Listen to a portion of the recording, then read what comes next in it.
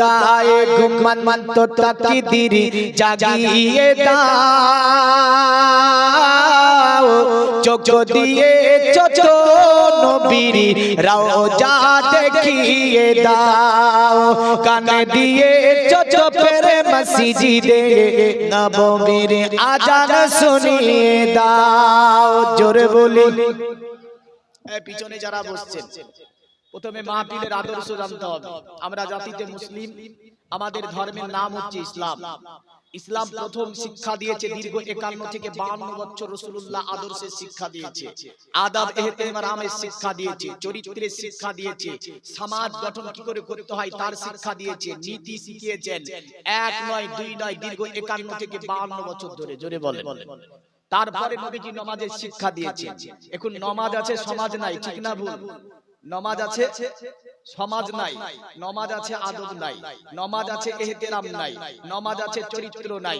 দাড়ি রেখেছি মুখে, ধর্মীয় মাহফিলে আসি, মাথায় টুপি, বড় জামা, ও তো আদব ইহতিরাম কিছু আমরা বুঝতে পারি না।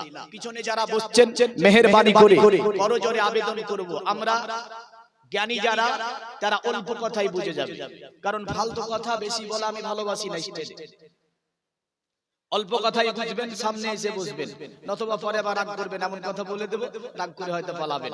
যাই হোক, আসি আমরা নবীজির আশিক। কার আশিক? নবীজির আশিক। চাই না আমি ঘুর গালিমান জান্নাতে যেতে। জোরে বলুন সুবহানাল্লাহ। যারা নবীজির আশিক হবে তারা কখনোই জান্নাত চাইবে না, নবী চাইবে। জোরে বলেন। কি চাইবে? আরে নবী পেলি তো জান্নাত পাবে, নবী পেলি ও জান্নাত যাবে। আরে চাই না আমি হুর গালিমান জান্নাতে যেতে, চাই না আমি হুর গালিমান জান্নাতে যেতে, নবীর পায়ের তলায় আমার কবর বানিয়ে দাও। জোরে বলুন। আরে নবীর পায়ের তলায় আমার কবর বানিয়ে দাও, আরে নবীর পায়ের তলায় আমার কবর বানিয়ে দাও। এ খোদায়ে ঘুমান তো তাকদীর জাগিয়ে দাও, চোখ দিয়েছ নবীর রওজা দেখিয়ে দাও, কান দিয়েছ চোখের মসজিদে নববীর আজান শুনিয়ে দাও। হাতি দিয়ে মুখ ঢাকতে জানো না হয় হাসরে, হাতি দিয়ে মুখ ঢাকতে জানো না হয় হাসরে, নবীর দামান দিয়ে তুমি আমায় ঢেকে দাও, আরে নবীর দামান দিয়ে তুমি আমায় ঢেকে দাও, আরে নবীর দামান দিয়ে তুমি আমায় ঢেকে দাও। এ খোদায়ে ঘুমান তো তাকদীর জাগিয়ে দাও, এ খোদায়ে ঘুমান তো তাকদীর জাগিয়ে দাও, চোখ দিয়েছ নবীর রওজা দেখিয়ে দাও, কান দিয়েছ চোখের মসজিদে নববীর আজান শুনিয়ে দাও। আল্লাহুম্মা সাল্লি আলা অবরেটার সাইয়্যিদিনা মাওলানা মুহাম্মদ ওয়া আলা আলি সাইয়্যিদিনা মাওলানা মুহাম্মদ। আলহামদুলিল্লাহ, যাবতীয় তারিফ, প্রশংসা, গুণগান, গুণকীর্তন, আরাধনা, অর্চনা, উপাসনা সে মহান স্রষ্টা রব্বুল আলামিনের জন্য, যিনি অক্ষয়, অব্যয়, নিরঞ্জন, নিরাকার, ওয়াহদাহু লা শারীক। বড় ভালোবেসে মেহেরবানি করে বিভিন্ন জায়গা থেকে বাছাই ছাঁটাই করে এনে একটি রিয়াজুল জান্নাতের মধ্যে সুন্দর পরিবেশে আল্লাহ পাক বসার তৌফিক এনায়েত করেছেন। এই সময়টা আল্লাহ ইচ্ছা করলে হসপিটালের বেডে রাখতে পারতো না? পারতো না? এই পারতো না? ইচ্ছা করলে আল্লাহ আমাদেরকে হসপিটালের বেডে রাখতে পারতো, কিন্তু হসপিটালের বেডে রেখেছে? রাখে। আল্লাহ ইচ্ছা করলে এই সময়টায় অসুস্থ করে বাড়িতে ফেলে রাখতে পারতো না? কিন্তু রাখি আল্লাহ মেহেরবানি করে আমাদেরকে সুন্দরতম পরিবেশে সুন্দরতম মাহফিলে রিয়াজুল জান্নাতে আশা বসার তৌফিক এনায়েত করেছেন যে আল্লাহ পাক হায়াত দাতা রিজিক দাতা পালন কর্তা ভূপতি বিশ্ব পালক অল পৃথিবীর মধ্যে ইসলামে খাদ্যের সমাল বন্টনকারী মাত্র কোন দুটি শব্দ দ্বারা সমগ্র পৃথিবীকে সৃজন করেছেন সমগ্র সৃষ্টি জাহাকে সৃজন করেছেন আবার এই দুটি শব্দের প্রতি করিবেন সমাপ্তি সে আল্লাহ পাকের অশেষ শুকরিয়া সকলে বলি আলহামদুলিল্লাহ একটু আসলে বলেন তো দেখি একটু উল্টো চলে আমি জানি মানে জোরে বলতে বললে আল্লাহ শুকরিয়া করতে গিয়ে কোনো অনীহা করা যাবে না আল্লাহ শুকরিয়া করতে হবে প্রেম ভালোবাসা উদারতা মহব্বত নিয়ে যদি আল্লাহর শুকরিয়া আপনি সত্যকারী ভালোবাসা মহব্বত প্রেম নিয়ে করতে পারেন নিঃসন্দেহে আমার আল্লাহ খুশি হবে জোরে বলবেন সুবহানাল্লাহ মহব্বতে বলি তো আলহামদুলিল্লাহ আলহামদুলিল্লাহ এই জোরে বলুন আলহামদুলিল্লাহ কারণ খোদার শুকরিয়া করতে গিয়ে কথা বেরায় না আমাদের আর যদি ফিল্মের গান বলতে বলে তো ফিল্মের গানে কথা বেরায় হ্যাঁ না অন্য জায়গায় চিল্লাতে পারি আমরা অন্য কিছুতে আমরা শক্তি ব্যয় করতে পারি কিন্তু আল্লাহর শুকরিয়া করতে গিয়ে আমাদের জবান দিয়ে কথা বেরায় না অতঃপর শেষ নবী দয়ার নবী মায়ার নবী হায়াতুন নবী জিন্দা নবী নবীদের নবী আকায়ে নামদার মাদানী তাজদার মক্কি সরকার সৈয়দে আবরার ওয়াকিয়া যাকে আল্লাহ তৈরি না করলে চন্দ্র সূর্য গ্রহ তারা নক্ষত্র জমিন আসমান মানব দানব আমার আল্লাহ কিছুই সৃষ্টি করতেন না যিনি হচ্ছেন হাবিবে কিরিয়া বেকাসুকে কাজ বেবাসুকে বাস বেচারাকে চারা গরিবুকে হামিয়া তামাকে ওয়ালি সাফিউল মাজনবিন রাহমাতাল লিল আলামিন হুজুর তাজদারে মদিনা রাহাত কলব সিনা ফাইজে গঞ্জিনা জনাবে মুহাম্মাদুর রাসূলুল্লাহ সকলে পড়ি সাল্লাল্লাহু তাআলা আলাইহি ওয়াসাল্লামের উপরে লাখো কোটি দরুদ ও সালাম অর্পিত বর্ষিত হোক সকলে বলি আল্লাহুম্মা আমিন দেবা ধর্ম কেন্দ্র যুগা দেবালকচ্ছে চারা হুচ্চা পিষ্টা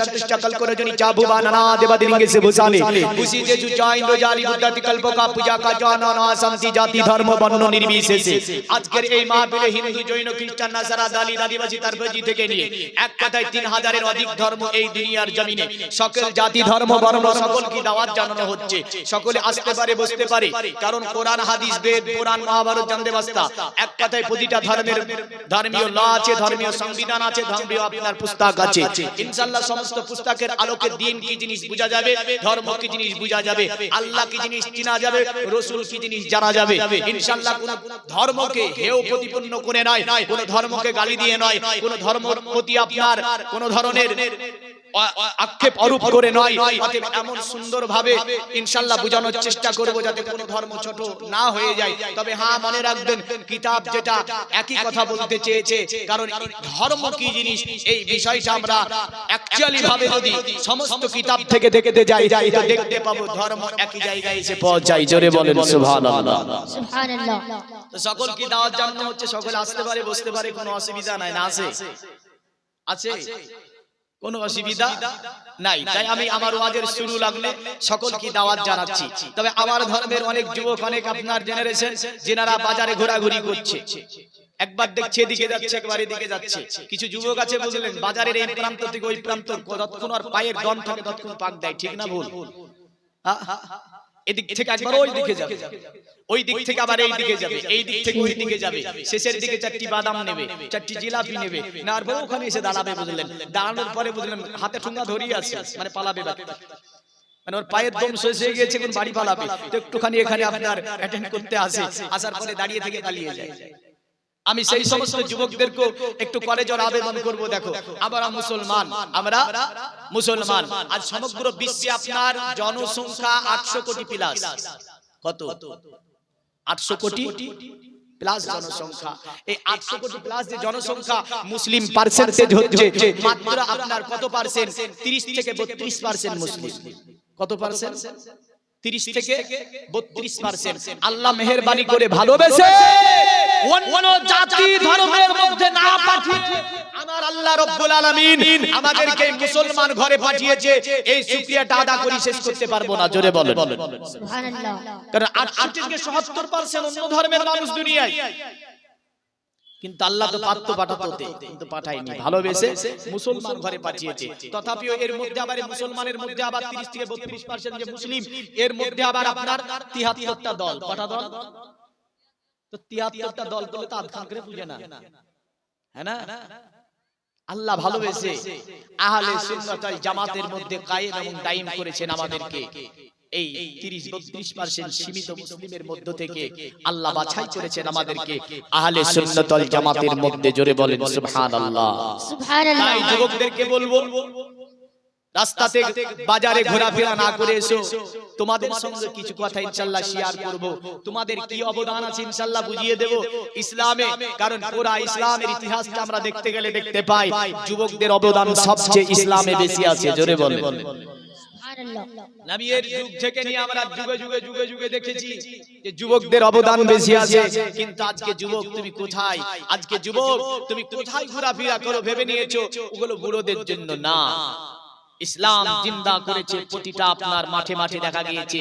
এই যুবকরা ছিল সর্বসামনে, এরাই প্রথম শহীদ বরণ করেছে, এরাই আপনার রাসূলুল্লাহ সাল্লাল্লাহু আলাইহি ওয়াসাল্লামকে নিয়ে মক্কার জমিনে আপনার সর্বপ্রথম আমার নবীজি এদেরকে নিয়ে নিপীড়িত অত্যাচারিত পদদলিত কিছু যুবককে নিয়ে আমার নবীজি হিলফুল ফাজাল নামে একটা সমিতি গঠন করেছিলেন, যা বিভিন্ন দপ্তরে ভাগ করে মক্কাতে এই হিলফুল ফাজাল এই দপ্তরটি এই সমিতিটি এই যে আপনার সংগঠন আমার নবীজি সাল্লাল্লাহু আলাইহি ওয়াসাল্লামের এই যে ইসলাম বিস্তারের পিছনে প্রথম নম্বরের কারণ হয়ে দাঁড়িয়েছিল। জোরে বলেন সুবহানাল্লাহ। সুবহানাল্লাহ।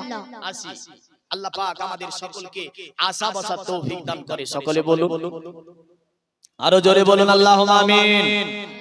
এখন আসি আমরা হচ্ছে মুসলিম ধর্মের মানুষ, আমাদের ধর্মীয় যে লজ ধর্মীয় যে সংবিধান, এই ধর্মীয় সংবিধানের মধ্যে প্রথমতম সংবিধানের নাম কি? আল কোরআন। কি গো? আল কোরআন। সনাতন ধর্মের যে ধর্মীয় সংবিধান আছে এই ধর্মীয় সংবিধানের প্রথমতম সংবিধানের নাম হচ্ছে আপনার বেদ, যাকে 4 ভাগে বিভক্ত করা হয়েছে। অনুরূপভাবে খ্রিস্টান যারা আছে তাদের আপনার ধর্মীয় সংবিধান হচ্ছে বাইবেল। অনুরূপভাবে আমরা দেখতে পাই দলিত আদিবাসী থেকে নিয়ে আরো অন্যান্য ধর্ম যে গ্রন্থটিকে মেনে চলে, যে গ্রন্থটির নাম হচ্ছে শায়র। এমন করে পৃথিবীর জমিনে প্রতিটা জাতির একটা যে ধর্ম করে সেই ধর্মের নিশ্চয় একটা ল আছে, একটা সংবিধান আছে না নাই? আচ্ছা, আমার সংবিধান থেকে প্রথম শুরু করি, কারণ নবীজি বলেছেন কুল্লাম মিন জিবালা লাম ইবদা বিসমিল্লাহি ফাওয়াক্তা, যে কোনো কাজ শুরু করার প্রথমে তোমরা আল্লাহর নাম দিয়ে শুরু করো, তাহলে সেই কাজটা সম্পন্ন হবে, এমন করে সেই কাজ পরিপূর্ণতা পাবে এবং সেই কাজটি বরকতময় হবে। জোরে বলেন সুবহানাল্লাহ। সুবহানাল্লাহ। যে আপনার পিতা হছিল কস্য চরাচর দোষ পূজ্য গুরু বরিয়ান না তৎসমহস্ত কতন্য হত্ত প্রতিম প্রভাব। আপনার শ্রীমদ্ ভগবত গীতায় আছে যে তোমরা যে কোনো পূজা বলো যাই বলো না কেন এক কথায় শুরু করবে জিনার এতে।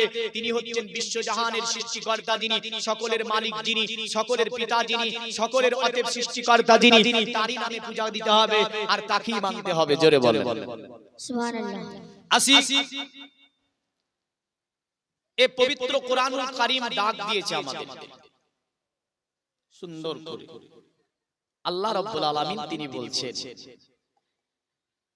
ইয়া আইয়ুহাল্লাযীনা আমানুস্তাজিবু লিল্লাহি ওয়া লির-রাসূলি ইযা দাআকুম। জোরে বলেন।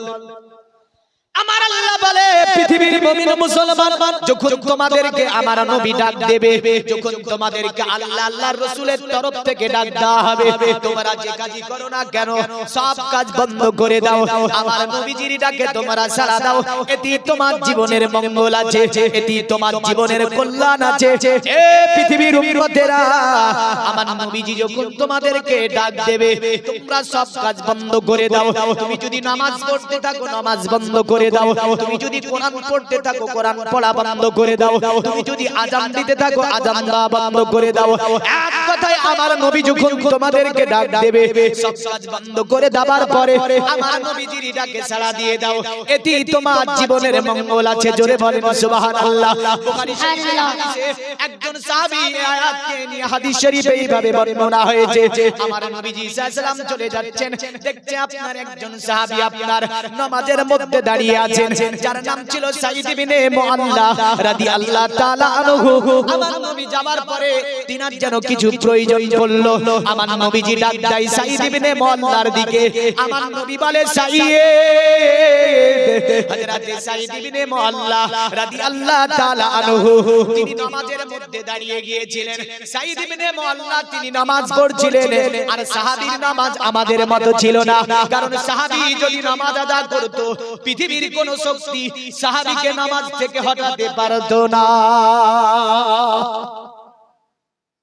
আর আমরা নামাজ পড়লে মশাই যদি কামড়ায় এক পা তুলে আরেক পায়ে মারি লাভ, এ মারি না গো, মারি না, এক পা তুলে আরেক পায়ে মারি লাভ। আর আরেকটা তো আছে বুঝলে, ও লাত মারা লাগে না, ও বাহার লাত মেরিয়ে দেয় নামাজের মধ্যে, বুঝলেন? হ্যাঁ, নামাজের মধ্যে লাত মেরিয়ে দেয়। কারণ আমি এতে ছিলাম আসাম, তো আসামে বুঝলেন ওই কনফারেন্স একটা, তো ওদের কনফারেন্স কিন্তু ছিল, সেখানে যাবার পরে পা কিন্তু মিলিয়ে দিচ্ছে, বলে পায়েরও পা চাপিয়ে দিচ্ছে। এর যুক্তি একটা শিখিয়ে দিচ্ছি, কোনদিন যদি পড়েন এতখানা ধরবেন প্রথমে, কতখানা? যতখানা পারবেন ধরবেন প্রথমে, একদম বুঝলেন, যতখানা পারবেন ধরার পরে দাঁড়িয়ে গেল নামাজে ছোট করে ওই দুই সাইডে যারা আছে পূজা, হ্যাঁ পূজাতে পারবে, পারবে না। যাই হোক, সাহাবীর নামাজ ছিল কেমন? সাহাবীর নামাজ এমনও ছিল, অন্যান্য আমরা বর্ণনায় দেখতে পাই হযরত আলী শেরে খোদাকে কোন এক যুদ্ধে তীর লেগেছিল একটা, সেই তীর যখন জায়গা থেকে বের করা খুব মুশকিল হয়েছিল, তখন কিছু সাহাবী বলল এই তীর এখন বের করা যাবে না, কারণ নবী জামাত আলী যখন নামাজে দাঁড়াবে তখন এই তীরটাকে বের করে নিতে হবে। জোরে বলেন সুবহানাল্লাহ। কারণ আলী যখন নামাজ পড়ে পৃথিবীর কোন শক্তি আলীকে হটাতে পারে না। হযরত আলী নামাজে দাঁড়িয়েছেন, নবী সাহাবীরা বলে হযরত আলী নামাজে দাঁড়িয়েছিলেন, আমরা সেই তীরটাকে শক্তি ভরে টান দিয়েছিলাম, এক টুকরো গোশত পর্যন্ত এই তীরের সঙ্গে এসে গিয়েছিল, তবে হযরত আলী শেরে খোদা নামাজের মধ্যে উহু শব্দ পর্যন্ত করে না। হযরত আলী যেন নামাজের মধ্যে দণ্ডায়মান ছিল। জোরে বলেন সুবহানাল্লাহ। সাহাবীদের নামাজ এত আপনার সুন্দর ছিল, এই সাহাবী সাঈদ ইবনে মুআল্লা তিনি নামাজের মধ্যে দাঁড়িয়ে গিয়েছেন, আমার নবীজির ডাক এসেছে কানে। সাহাবী মনে মনে ভাবছে আল্লাহ, একদিকে তোমার নামাজ আমি সাহাবী আদা করছি, আর আরেকদিকে তোমার রাসূলুল্লাহ ডাক দিয়েছে আমাকে, ও আমার আল্লাহ, আমি সাঈদ ইবনে মুআল্লা এখন আমি নামাজ ছাড়বো নাকি নবীর ডাকে সাড়া দেব? আমি এখন নামাজ ছাড়বো নাকি নবীর ডাকে সাড়া দেব? তিনি আপনার নামাজকে ছাড়তে পারেন না। নামাজের ভালোবাসা সাহাবীর কাছে ছিল, আর রাসূলেরও ভালোবাসা সাহাবীর কাছে ছিল। সাহাবী নামাজ ছাড়তে পারলেন না। আমার নবী আবার ডাক দেয়, এ সাঈদ। হযরত সাঈদ ইবনে মুআল্লার কানে দ্বিতীয়বার যখন নবীজির ডাক আসলো, সাঈদ ইবনে মুআল্লা মনে মনে বলে, আল্লাহ, একদিকে আমি সাহাবী নামাজ আদা করছি, আর অন্যদিকে তোমার রাসূলুল্লাহ আমাকে ডাক দিয়েছে, গো আল্লাহ, আমি এখন নামাজ ছাড়বো নাকি তোমার নবীর ডাকে আমি সাড়া দেব? আল্লাহ, ওগো আমার আল্লাহ, আমি সাঈদ ইবনে মুআল্লা যে বুঝতে পারি না, তিনি নামাজ ছাড়তে পারলেন না। আমার নবীজি দেখতে পেয়েছেন তিনি নামাজ আদা করছেন, নবীজি তবুও তৃতীয় ডাক দিল, এ সাঈদ। হযরত সাঈদ ইবনে মুআল্লার কানে তৃতীয় ডাক আসলো, কিন্তু সাহাবী নামাজ ছাড়তে পারলো না। সাহাবী নামাজ কমপ্লিট করলো, কমপ্লিট করার পরে দৌড় দিয়ে আমার নবীজির কাছে চলে গিয়েছে, নবীজিকে সালাম দিল, আসসালামু আলাইকা ইয়া রাসূলুল্লাহ, আসসালামু আলাইকা ইয়া হাবিবাল্লাহ। আমার নবীজি বলে, এ আমার সাহাবী, আমার সাহাবী, তোমাকে আমি রাসূলুল্লাহ তিনবার ডাক দিলাম, কিন্তু তুমি আমার ডাকে সাড়া দিলে না, কি ব্যাপার, কি হয়েছিল তোমার? সাহাবী বলে, ইয়া রাসূলুল্লাহ, আপনি যখন আমাকে প্রথম ডাক দেন তখন আমি নামাজের মধ্যে রত ছিলাম, ওগো নবীজি আপনি যখন আমাকে দ্বিতীয় ডাক দেন আমি নামাজের মধ্যে রত ছিলাম, ইয়া রাসূলুল্লাহ আপনি যখন আমাকে তৃতীয় ডাক দেন তখন আমি নামাজের মধ্যে রত ছিলাম, ওগো নবীজি যার কারণে আপনার ডাকে আমি সাড়া দিতে পারি না, নাই। আমার নবী বলে সাঈদ কোরআন কি তুমি পড়ো নাই? কোরআনের ওই আয়াত কি তোমার জানা নাই? কোরআনের ওই আয়াত কি তোমার ব্রেনে ছিল না? সাহাবী বলছে ইয়া রাসূলুল্লাহ ইয়া হাবিবাল্লাহ গো নবীজি কোরআনের কোন আয়াতের কথা বলেন? কোরআনের কোন আয়াতটার কথা বলেন? আমি সাহাবী আমার তো জানা ছিল না, কারণ এই আয়াতটি দয়া করে আপনি আমাকে স্মরণ করিয়ে দিন। আমার নবী বলে সাঈদ আমার সাঈদ তুমি কি জানো না আল্লাহ পাক কি বলে দেয় না ইয়া আইয়ুহাল্লাযিনা আমানুস্তাজিবু লিল্লাহি ওয়া লিররাসূলি ইজা দাআকুম। এ পৃথিবীর ইমানদারেরা, এ পৃথিবীর বিশ্বাসীরা, যখন তোমাদেরকে আল্লাহ আল্লাহর রাসূলের তরফ থেকে ডাক দেওয়া হবে, যে কাজের মধ্যেই থাকো না কেন সব কাজ বন্ধ করে দিয়ে রাসূলুল্লাহর ডাকে তুমি সাড়া দিয়ে দাও, এটি তোমার জীবনের মঙ্গল আছে। জোরে বলবেন না? কিন্তু আমাদের জীবনের মঙ্গল আমরা ভাবছি বাজারে আছে। কোথায় আছে ভাবছি?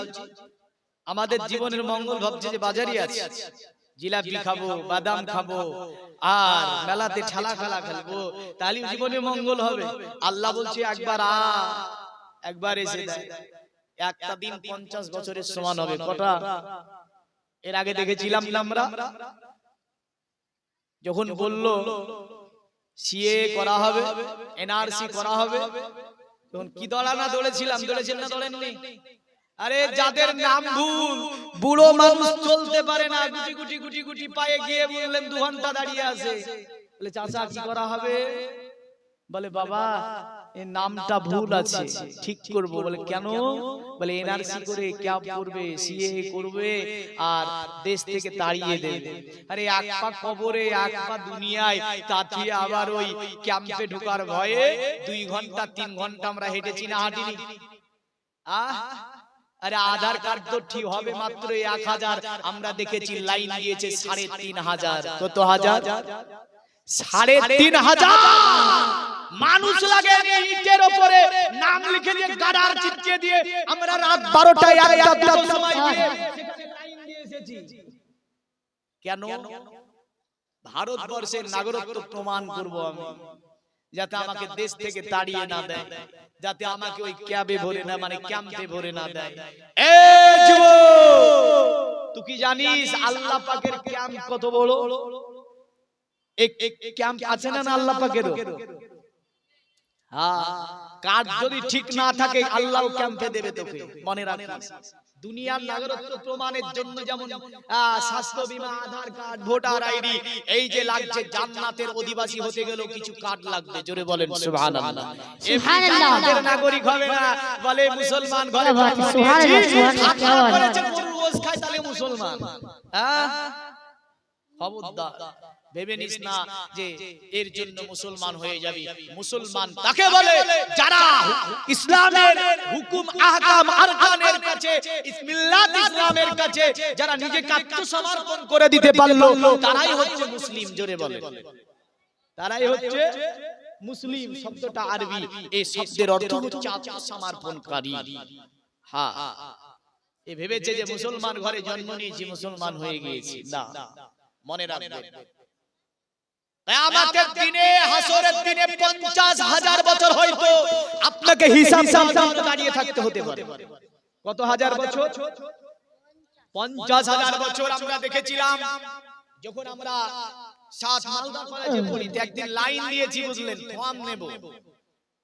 তো ফর্ম নেওয়ার জন্য লাইন দিয়েছি, শেষ পর্যন্ত এত বড় লাইন, বলছে 4 নম্বরে হবে না, 5 নাম্বার কাউন্টারে যেতে হবে। তো এমন ভাবে দৌড় দিয়েছিলাম, শেষের দিকে দেখা যায় যে আপনার যে যাকে পারে ধাক্কা মেরে গিয়ে ওখানে লাইন, কারণ 1 ঘন্টা 2 ঘন্টা দাঁড়িয়ে থাকা বিপদকর। কিন্তু মনে রাখেন, ও তো কাউন্টারের 1 ঘন্টা 2 ঘন্টা 3 ঘন্টা দুনিয়ার হিসাবের লাইন। হাসরের দিনে হিসাব দেওয়ার জন্য অনেক বান্দাকে 50,000 নয়, 1 লক্ষ, 2 লক্ষ, 3 লক্ষ, 4 লক্ষ, 5 লক্ষ, 6 লক্ষ, 1 কোটি বছর দাঁড়িয়ে থাকতে হতে পারে হাসরের ময়দানে। সুবহানাল্লাহ। এই জায়গাটা দিয়ে পরিত্রাণের জন্য বিজলির মতো আপনার হিসাব হবে, বিজলির মতো আপনি জান্নাতে যাবেন, এর জন্য কিছু মাল নিয়ে যেতে হবে। ঠিক না ভুল? এই ঠিক না ভুল বলছি? এর জন্য কিছু মাল নিয়ে যেতে হবে। তো মালটা নিতে গেলে ওই বাজারে পাওয়া যাবে নাকি ইসলামের মাহফিলে আসতে হবে, মাদ্রাসায় আসতে হবে, মসজিদে যেতে হবে। এই মালগুলো যেখানে সেখানে পাওয়া যায় না, নাকি যায়? যায় না। খবরদার, আজকে বড় অহংকার আছে, রক্তের তেজ আছে, জওয়ানি আছে যুবক, কিন্তু মনে ভাবিস, মনে করিস একদিন রক্ত তেজ থাকবে না, জওয়ানি থাকবে না, একদিন সব শেষ হয়ে যাবে না। এই যাবে না। আরে নামে সামন জারি করিবে এত, বন্ধ হয়ে যাবে জীবন নাটক। বাহাদুরি তাকিবে না দেহ যাইব, ফুরিয়ে বসন্ত আসিবে শ্রাবণ। যেমন বসন্ত শেষ হয়, শ্রাবণের দেখা মিলে, তেমন যুবক মনে করে রাখিস একদিন তোর রক্তের তেজ কমে যাবে, একদিন শরীরের শক্তি কমে যাবে, একদিন বয়স হবে, একদিন ওই শ্রাবণ তোর জন্য এসে যাবে, তুই একদিন বুড়াপা হয়ে যাবি, কবর তোকে ডাক দেবে, সেখানে গিয়ে তোকে হিসাব দেওয়া লাগবে। ফুরিয়ে বসন্ত আসিবে শ্রাবণ, তৈরি থেকো তৈরি রেখো, কোরআনি আমাল ঈমান, একদিন তোমারি নাম মসজিদে হবে এলান। হবে না, হবে না। মারা যাওয়ার পরে আমার মুর্শিদাবাদে বলে অমুক মারা গিয়েছে, অমুক মারা গিয়েছে, অমুক সময় জানাজা হবে। আপনার দিয়ে বলে না? আপনার দিকেও বলে। একদিন তোমারি নাম মসজিদে হবে এলান, তৈরি থেকো তৈরি রেখো, কবরে মান সামান, একদিন তোমারি নাম মসজিদে হবে এলান।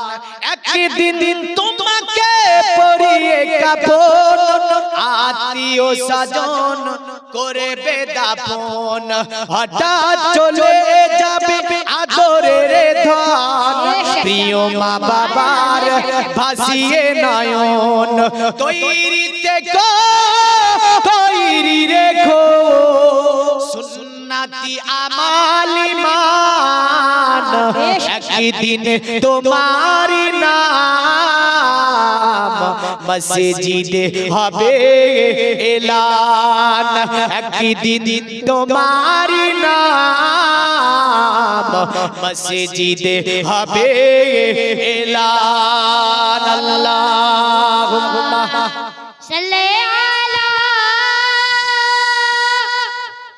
সাইয়্যিদিনা মাওলানা ওয়া আলা আলি সাইয়্যিদিনা মাওলানা মুহাম্মদ হাবিবানা, সাইয়্যিদিনা মাওলানা মুহাম্মদ ওয়া আলা আলি সাইয়্যিদিনা মাওলানা মুহাম্মদ। পৃথিবীর মুমিন মুসলমান মনে রাখবেন, সাইদ ইবনে মুআল্লা আপনার দাঁড়িয়ে নবীজির সম্মুখে দুই চোখ দিয়ে পানি ঝরতে লাগলো। সাহাবীর আমার নবীজি সাহাবীকে কাছে ডাকলেন, চট করে সাহাবীর হাতখানাকে ধরে ফেললেন। আমার নবী বলে, আমার সাহাবী, আমি কি তোমাদেরকে এমন জিনিস এনে দিইনি যেটা পাঠ করলে তুমি আল্লাহর জান্নাতে যাবে? জোরে বলেন সুবহানাল্লাহ। এই জান্নাতে যাবেন না? যাবেন না? কোথা যাবেন? মরার পরে কোথা যাবেন? চালাকের কবরে বলেন না, আমি জান্নাত জাহান্নাম বলেছি। কোথা যাবেন বলেন তো? জান্নাতে বলেন। জান্নাতে নাকি জাহান্নামে? কেউ বলে না জাহান্নামে যাব, সবাই বলে কি বলে? জান্নাতে যাব। মুসলমান বলে জান্নাতে যাব, সনাতন ধর্মের মানুষকে জিজ্ঞাসা করলে বলে স্বর্গে যাব। কোথায় যাবে? আদিবাসীকে জিজ্ঞাসা করলে বলে আমরা যাব, বলে কোথায় যাবে? বলে স্বর্গে যাব। আপনি খ্রিস্টানকে জিজ্ঞাসা করেন বলবে আমরা জান্নাতে যাব। এমন করে পৃথিবীর জমিনে যত ধর্মের মানুষ আছে কেউ বলে না আমরা জাহান্নামে নরকে যাব, সকলে এক বাক্যে বলে আল্লাহর জান্নাতে যাব বা স্বর্গে যাব। স্বর্গের আশা সকলের আছে, কিন্তু মনে রেখে দেন জান্নাতে যাওয়ার জন্য আমার নবীজি যে রাস্তাটা বলেছে, রাস্তা যদি ঠিক থাকে জান্নাত যেতে পারবেন, আর যদি রাস্তা ঠিক না থাকে জান্নাতে যাওয়া যাবে না। নবীজি জান্নাতের টিকিট দিয়ে গিয়েছেন। সাহাবী বলে এ সাহাবী আমি কি তোমাদেরকে এমন জিনিস এনে দিইনি যেটা পাঠ করলে তুমি আল্লাহর জান্নাতে চলে যাবে? জোরে বলেন সুবহানাল্লাহ। সুবহানাল্লাহ। মুসলমান মনে রাখবেন এই স্বর্গ ও নরক যেটা আল্লাহ পাক তৈরি করেছেন, স্বর্গ এবং করে নরক আমার আল্লাহ পাক পাপ পুণ্যের প্রতিবর্তন করবেন। এটা শুধু ইসলাম বলে না, এটা সব ধর্মের মানুষ বলেছে। কিছুদিন আগে ফেসবুকে দেখছিলাম একজন মারা গিয়েছে, তো বললেন মুখের মধ্যে একটা সিগারেট ধরে দিয়ে বলছে খাট যা জান্নাত, স্বর্গে যাবি তো এটা পান করতে করতে স্বর্গে যা, ওরে রীতিনীতি ওটা। আবার কিছু ধর্মে দেখা যায় যে আপনার যেমন নিচু ধর্মের মানুষ যারা আদিবাসী আছে তারা কি করে, তারা খুঁড়ে পুজো দাস মরাবাদ দিয়ে বসিয়ে দিয়ে একটা বিড়ি দেয়, একটা ম্যাচেস দেয়, একটা কাঁচি দেয়, একটা ই দেয়, ও দেয়, একটা হাড়ি দিয়ে তারপরে ওকে ঢেকে দিয়ে একটা বড় বাস পাতে দিয়ে বলে স্বর্গে যা। স্বর্গে যাওয়ার নিয়ম তো যাই হোক, দেখেন স্বর্গে যাওয়ার জন্য কি লাগবে আমার ধর্মের তো বলছি, অন্য ধর্মের দুটি কথা বলে দিয়ে বাদ নাকি অনেকে ভাবছে যে বলি সাহেব বেদ পড়ে না। দেখেন প্রথমত ভাবে গতকাল আমি ছিলাম হুজুর মুফতি আমজাদ হোসেন সিমনানির মাদ্রাসায়, দীর্ঘক্ষণ আলোচনা হয়েছে ওনার সঙ্গে বেদ নিয়ে। অ্যাকচুয়ালি বেদ শুনে নেকি হয় না, বেদ শুনে নেকি হয় না, বেদ শুনে গুনাহ হয়।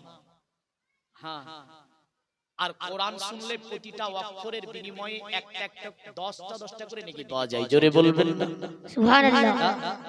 10টা করে নেকি পাওয়া যায়। হ্যাঁ, তবে ইনশাআল্লাহ আপনাদের এখানে আপনি যদি বলেন শুধু বেদ থেকে 2 ঘন্টা শুধু বেদ থেকে ছেড়ে দিতে পারবেন, কোনো অসুবিধা নেই। তো যাই হোক, দেখেন আমি জান্নাতে যাওয়ার কটা রাস্তা বলে দিচ্ছি। বেদে কি আছে, মহাভারতে কি আছে, জান্দেবাস্তায় কি আছে। বেদে যাওয়ার জন্য প্রথমত অথর্ব বেদে বলছে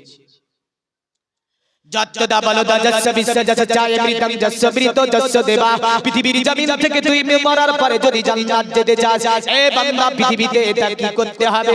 বিশ্বজাহানকে যিনি সৃষ্টি করেছেন ওই বিশ্বজাহানকে সৃষ্টিকর্তার যদি ইবাদত করতে পারিস মৃত্যুর পরে, তাহলে তুই স্বর্গ লাভ করতে পারবি। জোরে বল সুবহানাল্লাহ।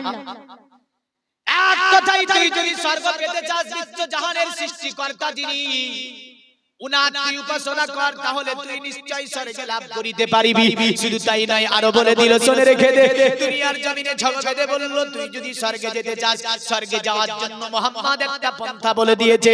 নবীজি বলেছেন মান ক্বালা লা ইলাহা ইল্লাল্লাহ ফাদাখালাল জান্নাহ। পৃথিবীর জমিনে যারা লা ইলাহা ইল্লাল্লাহ পড়বে তাদেরকে জান্নাত প্রবেশ করে দেওয়া হবে। জোরে বলেন সুবহানাল্লাহ। আমার নবীজি বলল শোনো পৃথিবীর মানব, পৃথিবীতে যারা লা ইলাহা ইল্লাল্লাহ পড়বে তাদেরকে জান্নাতে প্রবেশ করে দেওয়া হবে।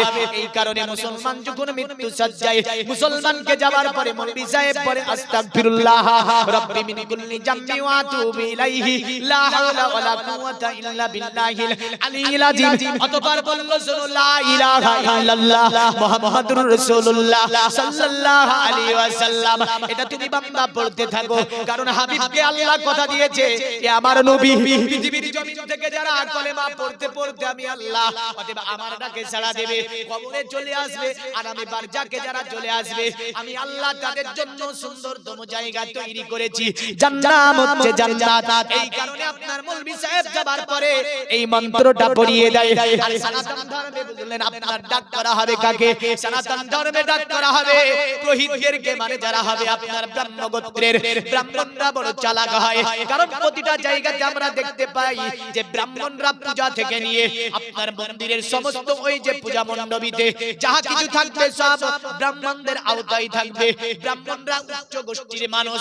আগেকার জামানাতে ব্রাহ্মণ জাতি যারা ছিল, এই ব্রাহ্মণ ছাড়া আপনার নিম কাঠ কেউ জ্বাল দিতে পারবে না, ব্রাহ্মণ ছাড়া মন্দিরে কেউ প্রবেশ করতে পারবে না, ব্রাহ্মণ ছাড়া কেউ আপনার পূজা দিতে পারবে না, ব্রাহ্মণ ছাড়া কেউ পুরোহিত হতে পারবে না। এমন করে একটা রীতিনীতি তাদের মধ্যে ছিল। এরা এত চালাক বুঝলেন, এরা যাবার পরে আপনার একটা মন্ত্র পড়াবে, এই মন্ত্রটা না পড়লে স্বর্গ যাওয়া যাবে না। আপনার তাদের কিতাব জবাবে দেয়া আছে মন্ত্রটা অবশ্যই পড়া লাগবে, কারণ মন্ত্র যদি না পড়ে আল্লাহর স্বর্গে প্রবেশ করা যাবে না। ব্রাহ্মণ আপনার 2-4 জনকে নেবে, নার পরে ঢোল নেবে, কারণ ঢোল যদি না নেওয়া হয় তাহলে তো ওখানে মন্ত্র বলবো আমি আর বুঝে ফেলবে। আর যদি কেউ পাশ থেকে জিজ্ঞাসা করে হে ব্রাহ্মণ এর মানেটা কি হতে পারে, একটু দয়া করে বলে দাও, আমাকে মানে করা লাগবে। আর যদি মানে করতে যাই তাহলে তো জীবনে এইরকম ফলমূল সব বন্ধ হয়ে যাবে, কারণ মানে করতে গেলে তারা ধর্ম ত্যাগ করে দেবে। যার কারণে আপনার ঢোল ঢাঙ্গানার পরে আপনার কি করে ওই মৃত্যু সজ্জিত ব্যক্তিকে তুলসী তলায় লাগানো হবে। তুলসী তলায় লাগানোর পরে ব্রাহ্মণ সকলকে শেখানো আছে, বোঝানো আছে মানে ঢোলের বাড়ি এমন এমন ভাবে পড়বে যাতে করে শব্দগুলো তাদের কানে আপনার ডানা ঢুকে স্মৃতিগোচর করতে না পারে। ব্রাহ্মণ যে বলবে কবর ইল্লাল্লাহ ইল্লাল্লাহ ইলাহা ইল্লাল্লাহ ইলা ইলাহা পরমপদম জন্ম বৈকুণ্ঠে পারা পনিতাতে জপি নামে ওয়াহাব জোরে একটা মার মার এক বাড়ি থেকে উঠলেন সব শেষ। কি বলতে চাইলো ব্রাহ্মণ? ব্রাহ্মণ আপনার বলতে চাইছে মৃত্যু ব্যক্তিকে শুনে রেখে দে, পৃথিবীর জমিনে এতদিন যা করেছিস বান্দা, একটা কাজ করলে তুই জান্নাতে যাবি। বলে আল্লাহ ছাড়া আর অন্য কারো জিকির হবে না। এই জোরে বলবেন না, জিকির কার হবে? নবীজি বলেন মান ক্বালা লা ইলাহা ইল্লাল্লাহ ফাদাখালাল জান্নাহ, অতএব যারা লা ইলাহা ইল্লাল্লাহ পড়বে তারা জান্নাতে প্রবেশ করবে। আর নবীজি বললেন আফজালুজ জিকরে কালেমা লা ইলাহা ইল্লাল্লাহ, অতএব উত্তমতম জিকিরের নাম হচ্ছে লা ইলাহা ইল্লাল্লাহ জিকির। আর তাদের বেদে বলছে ইল্লা কবর ইল্লাল্লাহ ইল্লাল্লাহ ইল্লাল্লাহ জিকির ছাড়া পৃথিবীর জমিনে আর কোনো জিকির হতে পারে না। এখন তাদের মনমন্ত্রের ব্যাখ্যাটা কেমন করে হয়? তারা বলল লা ইলাহা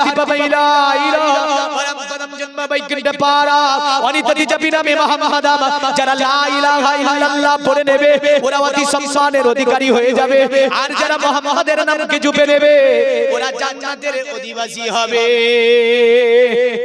সুবহানাল্লাহ, বেশক শাবাশ।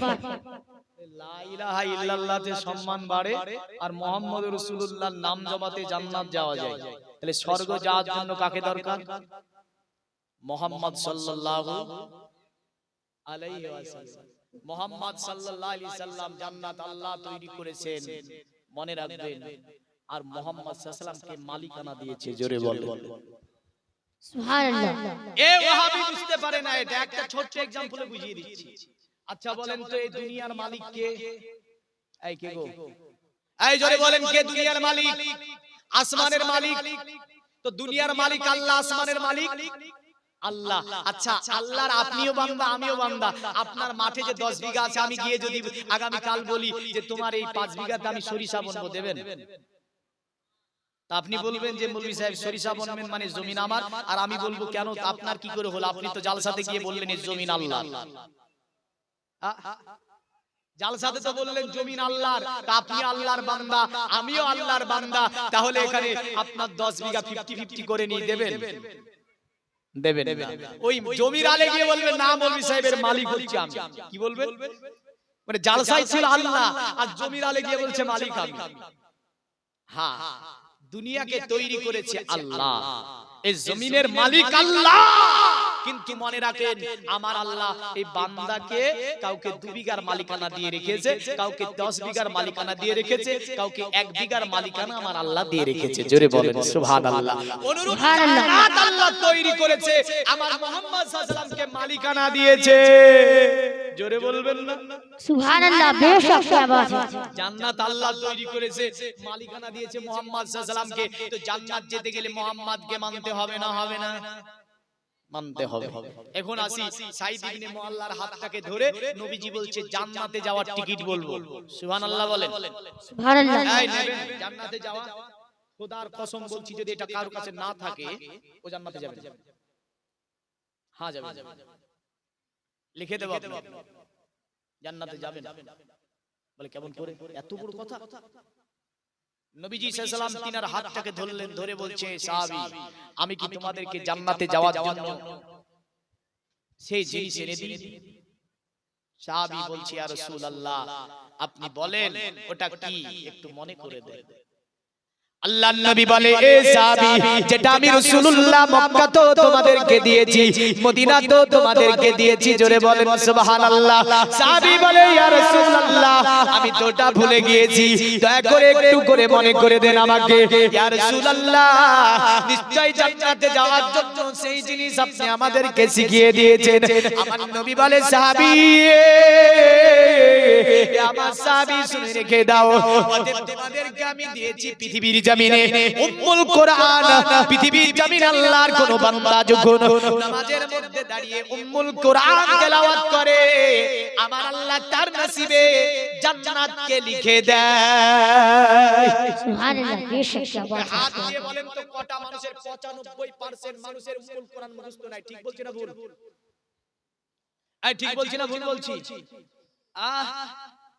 এসে বলে এ বলো অবলো আরে আসল জিনিসটাই তো না নবীজি বলেছেন যারা উম্মুল কোরআন জানলো না তাদের নামাজ হবে না না হবে গো হবে পুরা কোরআনের মা হচ্ছে সূরাতুল ফাতিহা সাহাবীকে বলছে সাহাবী যখন এই সূরাটা বান্দা তেলাওয়াত করে নামাজে দাঁড়িয়ে দাঁড়িয়ে আল্লাহ তার নসিবে জান্নাত লিখে দেয় জোরে বলবেন না সুবহানাল্লাহ এই জিনাদের উম্মুল কোরআন মুখস্থ নাই উম্মুল কোরআন মুখস্থ নাই জিনাদের এর সঙ্গে আর 10টা সূরা ছোট ছোট 10টা সূরা একদম লজ্জা নয় এ জানতে হবে কষ্ট নয় অবশ্যই মুখস্থ করতে হবে অবহেলা নয় এটা যে আপনি অবহেলা করে ছেড়ে দেবেন না নিশ্চয় এটা ফরজ আপনার উপরে কমসে কম এগুলো মুখস্থ করতে হবে একটু বলে দেন তো ইনশাআল্লাহ নারী পুরুষ থেকে সকলে যে এই উম্মুল কোরআন থেকে আরো 10টা সূরা ছোট ছোট আমরা মুখস্থ করে নেব এই জোরে বলেন করবেন তো আমার যুবক ভাই যিনারা এখানে এসেছে অনেকের মুখস্থ নাই দেখো কখন ডাক আসবে বলা যাবে না না যাবে মা বোন অনেকে এসেছে এখানে অনেকের মুখস্থ নাই অবশ্যই মুখস্থ করবেন এগুলো সূরাতুল ফাতিহার সঙ্গে আর কমসে কম 10টা সূরা ছোট ছোট 10টা সূরা অবশ্যই মুখস্থ করা এটি প্রতিটা মুসলমানের উপরে আমার রাসূলুল্লাহ ফরজ করে দিয়েছেন জোরে বলেন সুবহানাল্লাহ কি করে দিয়েছেন ফরজ করে দিয়েছে তো সাহাবীর হাতটাকে ধরে নবী বলছে সাহাবী এটা তুমি পাঠ করো যখন জান্নাতে আল্লাহ তোমার নসিবে জান্নাত দেবে তুমি কেন ডাক দিলে সাড়া দিলে না সাহাবী বলছে ইয়া রাসূলুল্লাহ ক্ষমা করে দেন maaf করে দেন আমি বুঝতে পারিনি আগামী দিন যখনই আমাকে ডাকবেন আমি সেই মুহূর্তে আপনার ডাকে সাড়া দেব জোরে বলেন সুবহানাল্লাহ তাহলে এ থেকে বোঝা গেল কোরআন থেকে নামাজ থেকে রোজা থেকে হজ থেকে যাকাত থেকে এক কথায় সকলের চেয়ে সম্মান বেশি কার এই কার বেশি সম্মান মুহাম্মদ সাল্লাল্লাহু আলাইহি ওয়াসাল্লামের অতএব মুহাম্মদ সাল্লাল্লাহু আলাইহি ওয়াসাল্লামের সম্মান এত বেশি যা আপনার কোরআনের চেয়ে নবী সাল্লাল্লাহু আলাইহি ওয়াসাল্লামের সম্মান বেশি এখন আসি এই মুহাম্মদ সাল্লাল্লাহু আলাইহি ওয়াসাল্লাম দুনিয়ার জমিনে তিনি এসেছিলেন কি কারণে এই বিষয়টা যদি আমরা একটুখানি দেখতে যাই যে আল্লাহর নবী সাল্লাল্লাহু আলাইহি ওয়াসাল্লাম প্রতিটা নবী এসেছে আল্লাহর তাওহীদের বাণী ফেলাতে আল্লাহর তাওহীদ প্রচার করতে আল্লাহর একত্ববাদ জানিয়ে দিতে আল্লাহ কি জিনিস শিখিয়ে দিতে আল্লাহ কি জিনিস জানিয়ে দিতে দ্বীনে ইসলামকে প্রতিষ্ঠিত করতে দ্বীনে ইসলাম কি জিনিস মানুষকে জানিয়ে দিতে এর জন্য প্রতিজন নবী পৃথিবীর জমিনে আবির্ভাব ঘটেছে জোরে বলেন সুবহানাল্লাহ মুহাম্মদ সাল্লাল্লাহু আলাইহি ওয়াসাল্লাম ব্যতিক্রম ছিলেন না আল্লাহর নবী সাল্লাল্লাহু আলাইহি ওয়াসাল্লাম দুনিয়ার জমিনটাকে বাসযোগ্য করার জন্য মানব সমাজবদ্ধ জীব তাদেরকে সমাজবদ্ধ জীব হিসাবে প্রতিষ্ঠিত করার জন্য দুনিয়ার জমিনে মানুষকে আখলাক চরিত্র ইহতিরাম শেখানোর জন্য দ্বীনে ইসলাম কি জিনিস জানিয়ে দেওয়ার জন্য আল্লাহর কিতাব মানুষকে শিখিয়ে দেওয়ার জন্য দ্বীনে ইসলামকে প্রচার বিস্তারের জন্য আমার আল্লাহ পাক মুহাম্মদ সাল্লাল্লাহু আলাইহি ওয়াসাল্লামকে পাঠিয়েছিলেন ঠিক না ভুল এবার দেখো এ মুহাম্মদ সাল্লাল্লাহু তাআলা আলাইহি ওয়াসাল্লামের পূর্বে কতজন নবী আদম সফিউল্লাহ থেকে ঈসা নবী পর্যন্ত অনেক নবী এসেছেন আসেনি কোন নবী 1000 বছর 1500 বছর কোন নবী 500 বছর কোন 700 বছর কোন 300 বছর 500 বছর করে ইসলামের দাওয়াত দিয়েছে না দেয়নি কিন্তু কোন জামানায় একটা মুসলমান কোন জামানাতে দুটি মুসলমান এ দুনিয়ার মানুষ কোন জামানায় তিনটি মুসলমান মুসলমান, কোন জামানায় 4টি মুসলমান, কোন জামানায় 5টা মুসলমান, কোন জামানায় 6টা মুসলমান, কোন জামানায় 7টা মুসলমান, কোন জামানায় 8টা মুসলমান, কোন জামানায় 14টা মুসলমান, আর কোন জামানাতে দেখা গিয়েছে মাত্র 39 জন মুসলমান। 100 200 500 এমন করে নূহ নবী 950 বছর ধরে ইবাদত আপনার তাবলীগ করলো, 950 বছর ধরে আল্লাহর দ্বীন প্রচার করলো, মাত্র 39 জন মুসলমান হয়েছিল। কতজন? 39 জন। তো ইব্রাহিম আলাইহিস সালাম এসে দুনিয়াতে বললেন, বলছে আল্লাহ আল্লাহ এত নবী পাঠালে তুমি কিন্তু তোমার দ্বীন কায়েম হলো না দুনিয়ায়। ইব্রাহিম আলাইহিস সালাম কাবা মুআজ্জামার পাশে বসে আল্লাহকে তাই বলছো গো আল্লাহ তোমার দ্বীন পৃথিবীতে কায়েম করা সম্ভব হলো না। আল্লাহ তুমি একটা, অতএব তোমার কাছে আমি দোয়া করছি গো আল্লাহ। আমার আল্লাহ বলে ইব্রাহিম কি দোয়া করবে?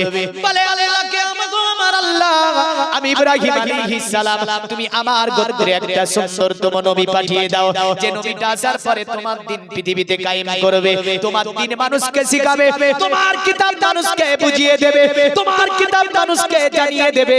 এমন সুন্দরতম নবী একজন দুনিয়ার জমিনে তুমি পাঠিয়ে দাও, যে নবীটা আসার পরে তোমার দ্বীন কায়েম করবে।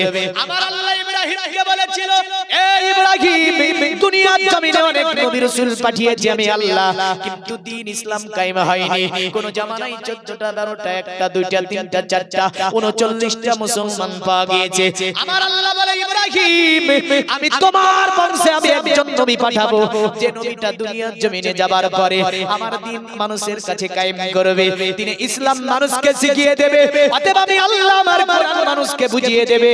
এমন সুন্দরতম রাসূল আমি ইসমাঈলের বংশে আমি একজন পাঠিয়ে দেব। জোরে বলেন সুবহানাল্লাহ। আর ইসমাঈলি বংশে যিনি এসেছিলেন তিনি ছিলেন আপনার আমার নবী, বিশ্ব নবী মুহাম্মদুর রাসূলুল্লাহ সাল্লাল্লাহু তাআলা আলাইহি ওয়াসাল্লাম। এ দুনিয়ার মুমিন মুসলমান, দুনিয়ার জমিনে আমার নবীজি আপনার দুনিয়াতে ইসমাঈলি বংশে তিনি জন্মগ্রহণ করলেন। এই কারণে নবীজি বলতেন, শোনো পৃথিবীর মানব, অতএব আল্লাহ পাক আমাকে ইসমাঈলি বংশে নবী করে দুনিয়ার জমিনে পাঠিয়েছেন। মাত্র আপনার বেশি দিনের মধ্যে নয়, সনাতন ধর্মের আপনার গুরুত্বপূর্ণ একটা কিতাব, কিতাবটির নাম হচ্ছে ভবিষ্য পুরাণ। এই ভবিষ্য পুরাণের মধ্যে তাই বলেছে, শোন তারে মিলচ্ছা জর্জন সম্ভাবিত মহামাদি দীক্ষাত শিক্ষ সকা সম্ভাবিত প্রসেজ মহাদেবং মরিস্থল নিবাসী নমো গঙ্গা জলচ্ছ সংস্নপ্প পঞ্চগব্ব সম্ভবিতে নমস্তে বিরিজানাথ মরিস্থল নিবাসীনে তিত্রা রাসূলুল্লাহ সাই বহুমায়া প্রবর্তিনে। শুনে রেখে যে দুনিয়ার জমিনে এমন একটা জায়গাতে একজন ব্যক্তির আবির্ভাব ঘটবে, যিনি দুনিয়ার জমিনে আপনার চরিত্র আদব ইহতিরাম দিয়ে ইসলামকে কবুল করবে, ইসলামকে কায়েম করবে, আর যিনি শিক্ষ সকা সম্ভাবিত, অতএব দলবল নিয়ে মক্কা শাসন করবে, মক্কা চতুর্দিকে যিনি শাসন করবে, তিনি হবে কে? বলল তিনার নাম হবে মুহাম্মদ। আরবি শব্দ হচ্ছে মুহাম্মদুর রাসূলুল্লাহ সাল্লাল্লাহু আলাইহি ওয়াসাল্লাম। আর আপনার ভবিষ্য পুরাণে বলল তিনার নাম হবে মুহাম্মদ। তবে মনে রাখবেন মুহাম্মদ এই যে শব্দটি তারা বলেছে, যদি আমরা বেদে অথর্ব বেদে এই শব্দটিকে অন্য শব্দে দেখতে পেয়েছি, তবে আপনার ভবিষ্য পুরাণে তারা মুহাম্মদ বলে শব্দটিকে আখ্যায়িত করেছেন, মানে তিনি দলবল নিয়ে মক্কা শাসন করবে, মক্কার চতুর্দিকে যিনি শাসন করবে তিনি কে হবে? মরুস্থলের আগমনকারী ব্যক্তি হবে, দুনিয়ার জমিন থেকে যিনি অশ্লীলতাগুলোকে মিটাবে তিনি হবে আব্দুল্লাহর ছেলে মুহাম্মদ সাল্লাল্লাহু আলাইহি ওয়াসাল্লাম। দুনিয়াটাকে যিনি বাসযোগ্য করবে তিনি হবে আব্দুল্লাহর ছেলে মুহাম্মদ সাল্লাল্লাহু আলাইহি ওয়াসাল্লাম। তাই তার আজ থেকে 6000 বছর আগে বলেছিল, নমস্তে বিরিজানাথ মরিস্থল নিবাসীনে তিপ্রা রাসূলুল্লাহ সাই বহুমায়া প্রবর্তিনে। ওগো মরিস্থলে আগমনকারী ব্যক্তি, ওগো মরিস্থলে আগমনকারী ব্যক্তি, তোমাকে জানাই আমরা প্রণাম, তোমাকে জানাই আমরা সাধুবাদ। তিপ্রা রাসূলুল্লাহ সাই বহুমায়া প্রবর্তিনে, দয়া করে তুমি তোমার ওই যে কদমের ঠায় আমাদেরকে একটু জায়গা করে দিও। যদি তোমার কদমের ঠায় আমরা একটু জায়গা পেয়ে যাই, আমাদের জীবনটা ধন্য হয়ে যাবে। সুবহানাল্লাহ, বেশক আরো জোরে বলা যাবে না? সুবহানাল্লাহ। বলেন তো, যদি সনাতন ধর্মের মানুষ আমার নবীর কদম তলে ঠাই চাই, আমরা চাই কি চাই না গো? এই চান না?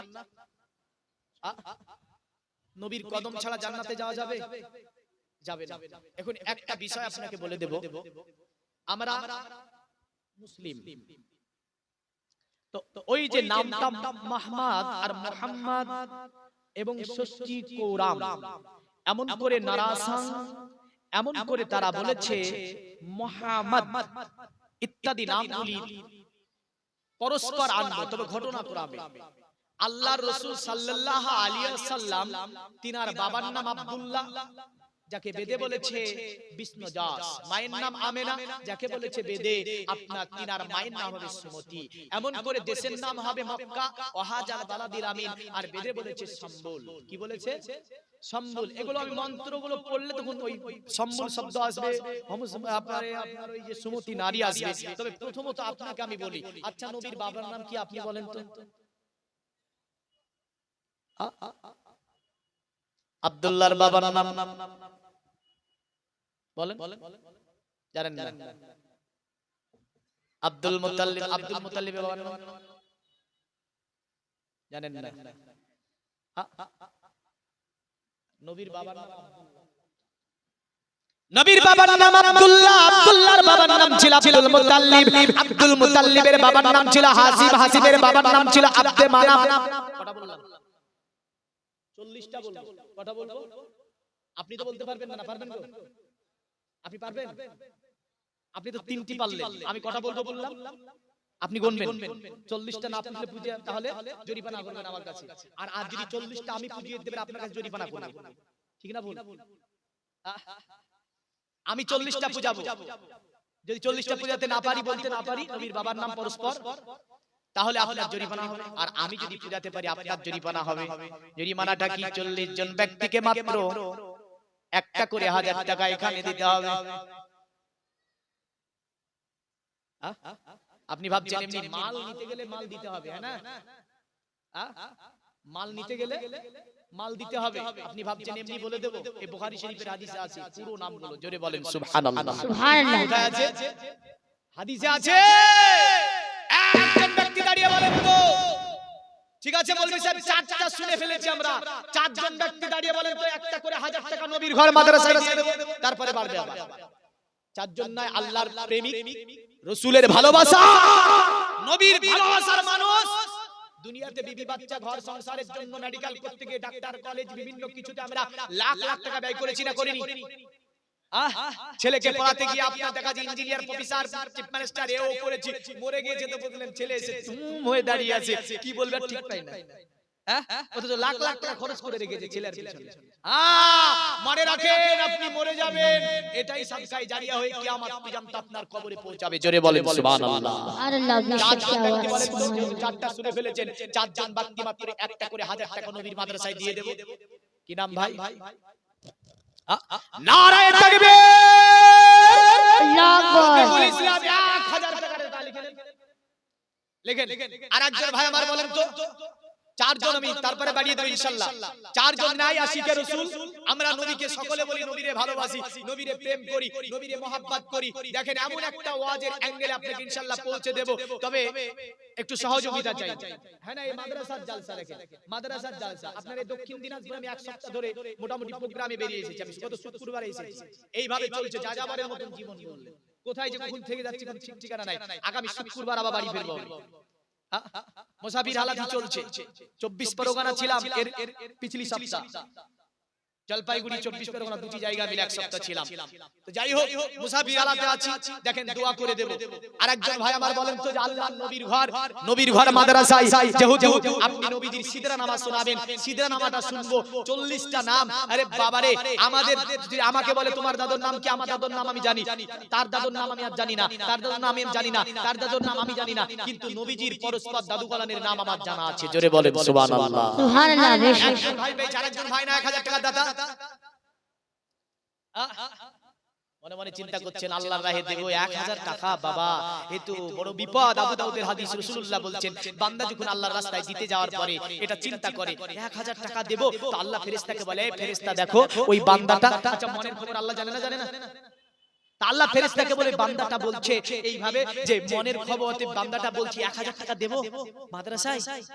তখন আল্লাহ বলে ফেরেশতাকে, ফেরেশতা দেখো আমি ওকে ওয়াসেস বেহিসাব দান করেছি। জোরে বলে সুবহানাল্লাহ। বেশক ফেরেশতাকে আল্লাহ বলে এই ফেরেশতা এবার থেকে আমি হিসাব করে দেব।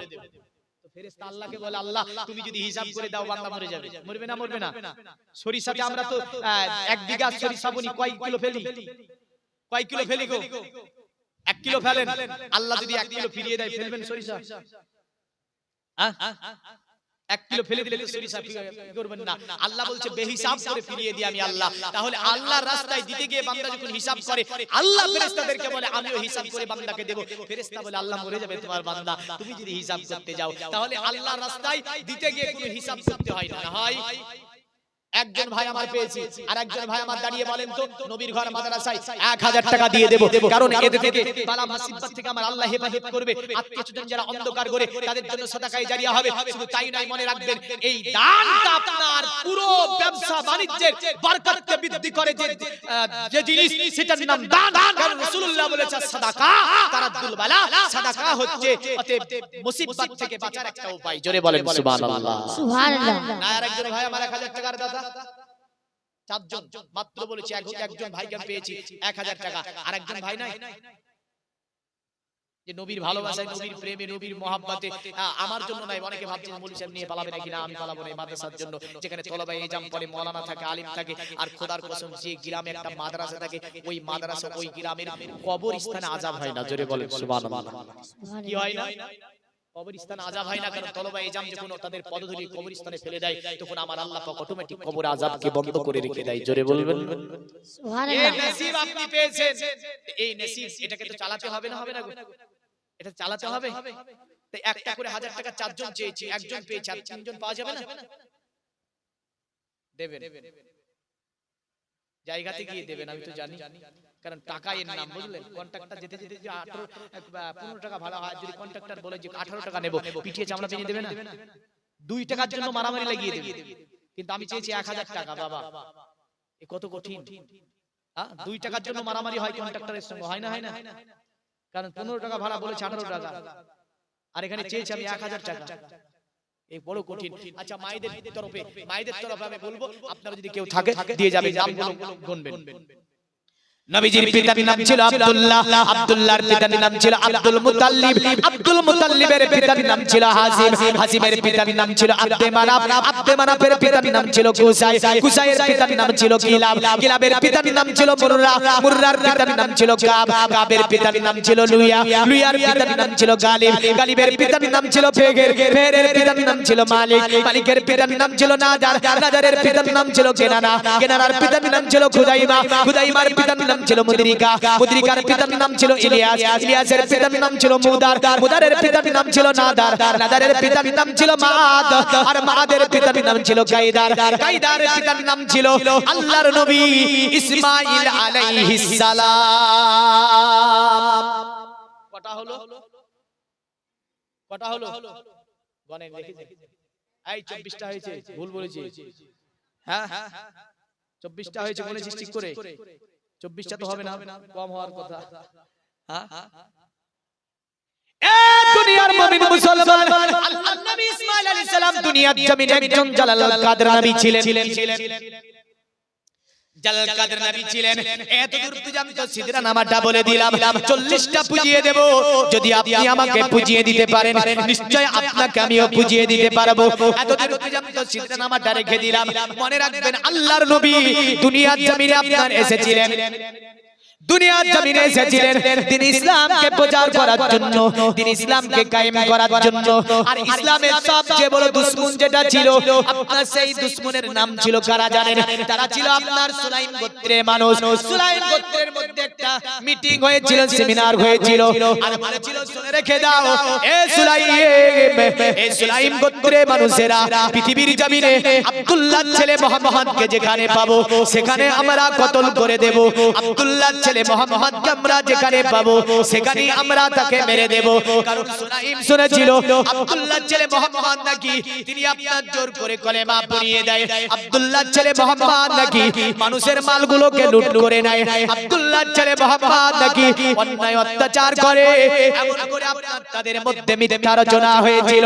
সুলাইমরা মিটিং করলো, আব্দুল্লাহর ছেলে মুহাম্মদকে আমরা যেখানে পাবো সেখানেই যেন আমরা কতল করে দেব। দুনিয়ার মুমিন মুসলমান, আল্লাহর নবী সাহাবীদেরকে সাহাবীদেরকে বললেন আমার সাহাবীরা শুনে রেখে দাও চলো আমরা সুলাইমদের মধ্যে কলেমার দাওয়াত দেব সুলাইমদেরকে আমরা ইসলামের দাওয়াত দেব নবী আমার সাহাবীদের দলবল নিয়ে আল্লাহর নবী চলতে লাগলেন চলতে চলতে যাবার পরে পাহাড়ের এক পদদেশে আমার নবীজি একটা জায়গাতে আপনার বসে গেলেন নবীজি আমার সাহাবীদেরকে ইসলামের শিক্ষা দিতেছিলেন তাদেরকে যেন কোরআন হাদিস শিখাতেছিলেন আর ওই জঙ্গলের মধ্যে ব্যতিক্রম সুলাইম একজন নেতা যিনি সকল সুলাইমের নেতা ছিল ওই নেতা বললেন জঙ্গলে শিকার করতে এসেছিল জঙ্গলে শিকার করতে আসার পরে দূর থেকে যেন প্রত্যক্ষণ করছে যেন পাহাড়ের পদদেশে কিছু মানুষ যেন বসে আছে তিনি ভাবলেন এরা কারা হতে পারে এদের কাছে যাই তো দেখি এরা কারা হতে পারে সুলাইম নেতা গুটি গুটি পায়ে আপনার আমার নবীজির কাছে যাবার পরে পৌঁছে গেল ওই আপনার সুলাইম নেতা চতুর্দিকে ঘুরছে আর নবীজির সাহাবীদের দিকে তাকাচ্ছে আমার নবীজির দিকে তাকাচ্ছে নবীজিকে এই সুলাইম নেতা চিনে না জীবনে কোনোদিন আব্দুল্লাহর ছেলে মুহাম্মদকে দেখেনি বললেন কিন্তু অঙ্গীকার করেছে মুহাম্মদকে যেখানে পাবো সেখানেই মুহাম্মদকে কতল করে দেব মুহাম্মদকে যেখানে পাবো সেখানেই মুহাম্মদকে মেরে দেব এই সুলাইম নেতা আপনার ঘুরতে ঘুরতে সাহাবীদের দিকে তাকাচ্ছে কিন্তু নবীর মাহফিলে সাহাবীরা যখন বসতো যদি মাছি হিলতো নবীর সাহাবীরা হিলতো না সুবহানাল্লাহ বেশক কি আওয়াজ জোরে বলবেন না সুবহানাল্লাহ বেশক সাহাবীরা বসতে এমন করে জামাত ভাবে বললেন যেমন পাখিগুলো ডানার সঙ্গে ডানা মিলিয়ে দিয়ে ছাতনা তৈরি করে দেয় তো সাহাবীরা বসতো তো দ্বিতীয় আর ওই জায়গাতে মানুষ বসার জায়গা থাকতো না জোরে বলবেন না আর আমরা মনে বুঝতে বলে বন্যা নেমে যে চর পড়ে না কারণ বন্যা নেমে যে চর পড়া মানে কি মানে নদীর যে বন্যা যে শক্তি ছিল তা শেষ আমাদের যে ইমানি ভোল্টেজ বললেন তা নিম্নমুখী হয়েছে এই কারণে আমরা চর ফেলিয়ে বসি এই কারণে আমরা চর ফেলিয়ে বসি আর সাহাবীদের ঈমান ছিল অতি মজবুত ঈমান জোরে বলেন সুবহানাল্লাহ সাহাবীদের ঈমান অতি মজবুত ঈমান ছিল বললেন এই মজবুত ঈমান এমন ছিল সাহাবীদের এই সাহাবীরা নবীজির দরবারে যে কোন আলোচনা যখন শ্রবণ করত তো পার্শ্বে মানুষ ঘুরতো তো তারা ঘুরে ভাবে দেখতো না ব্যক্তিটা কি সুলাইম নেতা ঘুরছে তো কেউ তার দিকে তাকায় না সুলাইম নেতা তার ডাক দিয়ে বলছে কি ব্যাপার তোমরা কোথা থেকে এসেছো আমি তোমাদের পাশে ঘুরছি একবার তো তাকিয়ে দেখবে আমার দিকে কিন্তু তোমরা তাকাও না ব্যাপারটা কি আল্লাহর নবীর একজন সাহাবী তাকিয়ে সুলাইম নেতাকে বলেছিল বলে আমি কে মানে আমি তো সুলাইম নেতা নবী সাহাবী বলে কেন তোমরা আমাকে চিনতে পারো না আপনার সুলাইম নেতা বলেছিল শোনো এই যে তোমাদের সম্মুখে নুরানি মানুষটা সুন্দর মানুষটা বসে আছে কে নবীর সাহাবী বলল ইনিকে চেনো না ইনি হচ্ছে আব্দুল্লাহর ছেলে মুহাম্মদুর রাসূলুল্লাহ সাল্লাল্লাহু তাআলা আলাইহি ওয়াসাল্লাম সঙ্গে সঙ্গে সুলাইম নেতা রাগান্বিত হয়ে তলোয়ারটাকে খাপ থেকে বের করে নেওয়ার পরে সঙ্গে সঙ্গে বলছে হে আব্দুল্লাহর ছেলে মুহাম্মদ তোমাকে মারার জন্য অঙ্গীকার করেছি যেখানে পাবো তোমাকে সেখানেই মেরে দেব এ আব্দুল্লাহর ছেলে মুহাম্মদ আমি অঙ্গীকার করেছি কিন্তু নবীকে জীবনে দেখেনি অঙ্গীকার করেছে নবীকে মারার জন্য সঙ্গে সঙ্গে হযরত ওমর ছিল দাঁড়িয়ে গিয়ে বলছে ইয়া রাসূলুল্লাহ আপনি যদি অনুমতি দেন আপনি যদি পারমিশন দেন নবীজি এই ব্যক্তিটাকে আমি কতল করে দেব আমার নবী বলেছিল ওমর এ ওমর তুমি বসে যাও পৃথিবীর কোন শক্তি আমি রাসূলুল্লাহ আমাকে মারতে পারবে না আমার সঙ্গে আল্লাহ আছে কারণ পৃথিবীর কোন শক্তি আমি নবীজি আমাকে মারতে পারবে না জোরে বলেন সুবহানাল্লাহ হযরত ওমর বসে গেল সুলাইম নেতা তলোয়ার খানা ধরে আছে নবীর দিকে বলে তুমি নবী তুমি নাকি মানুষকে জোর করে কলেমা পড়াও বলো তোমাকে কে বাঁচাবে আমার নবী বলে সুলাইমের দিকে তাকিয়ে এ সুলাইম আল্লাহ আমার সঙ্গে আছে বলে আল্লাহর আমার সঙ্গে আছে আল্লাহ আমাকে নিশ্চয়ই হেফাজত করবে সুলাইম নেতা বলছে এ মুহাম্মদ শুনে রেখে দাও তোমার আল্লাহ তোমাকে বাঁচাতে পারবে না তুমি নাকি আল্লাহর দূত আল্লাহর নবী তখন বলছেন হ্যাঁ আমার আল্লাহ পাক আমাকে দুনিয়ার জমিনে রাসূল বানিয়ে আমার আল্লাহ আমাকে পাঠিয়েছে জোরে বলেন সুবহানাল্লাহ সুবহানাল্লাহ বেশক কি আওয়াজ है সুবহানাল্লাহ সুলাইম নেতা বলছে দুনিয়ার জমিনে এমন মানুষ আমি আর দেখতে পাই না, কারণ দুনিয়াতে তার গর্দানে তলোয়ার ধরি উমার তার সহচর অনেক এখানে বসে আছে, আমাকে তো মেরে দিতে পারতো, কিন্তু বলে না তুমি বসে যাও। আল্লাহর নবী বসে গেলেন, আল্লাহর নবী উমারকে বসিয়ে দিলেন। সাহাবীদেরকে বলল কেউ তোমরা উঠবে না, কারণ আমি নবী যা জানি তা তোমরা জানো না, পৃথিবীর কোন শক্তি আমাকে মারতে পারবে না। এই কারণে পৃথিবীর জমিনে আমার নবীর চরিত্রকে নিয়ে গবেষণা করলো, যেমন করে আপনার পৃথিবীতে মার্কিন যুক্তরাষ্ট্রের বিজ্ঞানী যার নাম ছিল নীল আর্মস্ট্রং, তিনি নবীর চরিত্রকে নিয়ে সিরাতুর রাসূল বললেন, তিনি সিরাতুন নববী বললেন, তিনি এমন করে কোরআন হাদিস বললেন, তিনি পড়ার পরে তিনি বলেছিল শুনে রেখে দে পৃথিবীর মানব, অতএব চাঁদের মধ্যে আমি নীল আর্মস্ট্রং পৃথিবীর জমিন থেকে সর্বপ্রথমে চাঁদের মাটিতে যিনি পা রেখেছিলেন এই বিজ্ঞানী, তিনি বলেছিলেন চাঁদের মাটিতে যাবার পরে চাঁদে আমি দাগ দেখে এসেছি, কিন্তু পৃথিবীতে দীর্ঘ 63 বছরের জিন্দেগিতে যার চরিত্রে দাগ দেখতে পাইনি, দীর্ঘ 63 বছরের জিন্দেগিতে যার জীবনে একটা ভুল কাজ দেখতে পাইনি, তিনি আর অন্য কেউ নাই, তিনি হচ্ছে আব্দুল্লাহর ছেলে, নাম হচ্ছে মুহাম্মদুর রাসূলুল্লাহ সাল্লাল্লাহু আলাইহি সাল্লাম।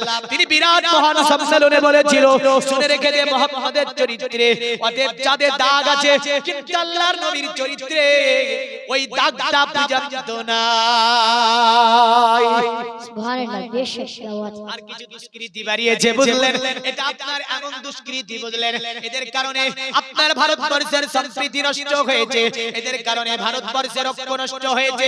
ভারত হচ্ছে একটা আপনার গণতন্ত্র দেশ, যে দেশে হিন্দু মুসলিম জৈন খ্রিস্টান নাসারা দালিত আদিবাসী থেকে নিয়ে পৃথিবীর জমিনে সব ধর্মের মানুষের সমান অধিকার যেখানে সংবিধান দিয়ে দিল। আর কিছু দুষ্কৃতির জন্য আজকে ভারতের আপনার সংস্কৃতি কোন জায়গায় গিয়েছে দেখা যায়। ভারত আপনার যে ভারতবর্ষের সরজমিনে দীর্ঘ মুসলমান রাজত্ব করলো 750 বছর ধরে, এই ভারতে কোনদিন মুসলমান হিন্দুর মধ্যে দাঙ্গা হলো না, কোনদিন কাত্তারে মন্দির ভাঙা হলো না, কোনদিন কাত্তারে আপনার অন্যায় অবিচার অত্যাচার মুসলমানের উপরে কোন আপনার মুঘল গুলোতে দেখাতে পারবেন না। কিন্তু আজকে কিছু দুষ্কৃতি বাড়িয়েছে, মুসলমান দেখলে বলে সন্ত্রাস, মুসলমানের মসজিদগুলোকে দেখলে আপনার কি করে বলে এটা আমাদের নাকি শ্রীলঙ্গে ছিল, এমন করে তারা দুনিয়ার জমিনে আপনার মুসলমানদেরকে দেখলে বলে জয় শ্রীরামের নারা লাগায়, অন্য টাইমে নারা বাড়ায় না।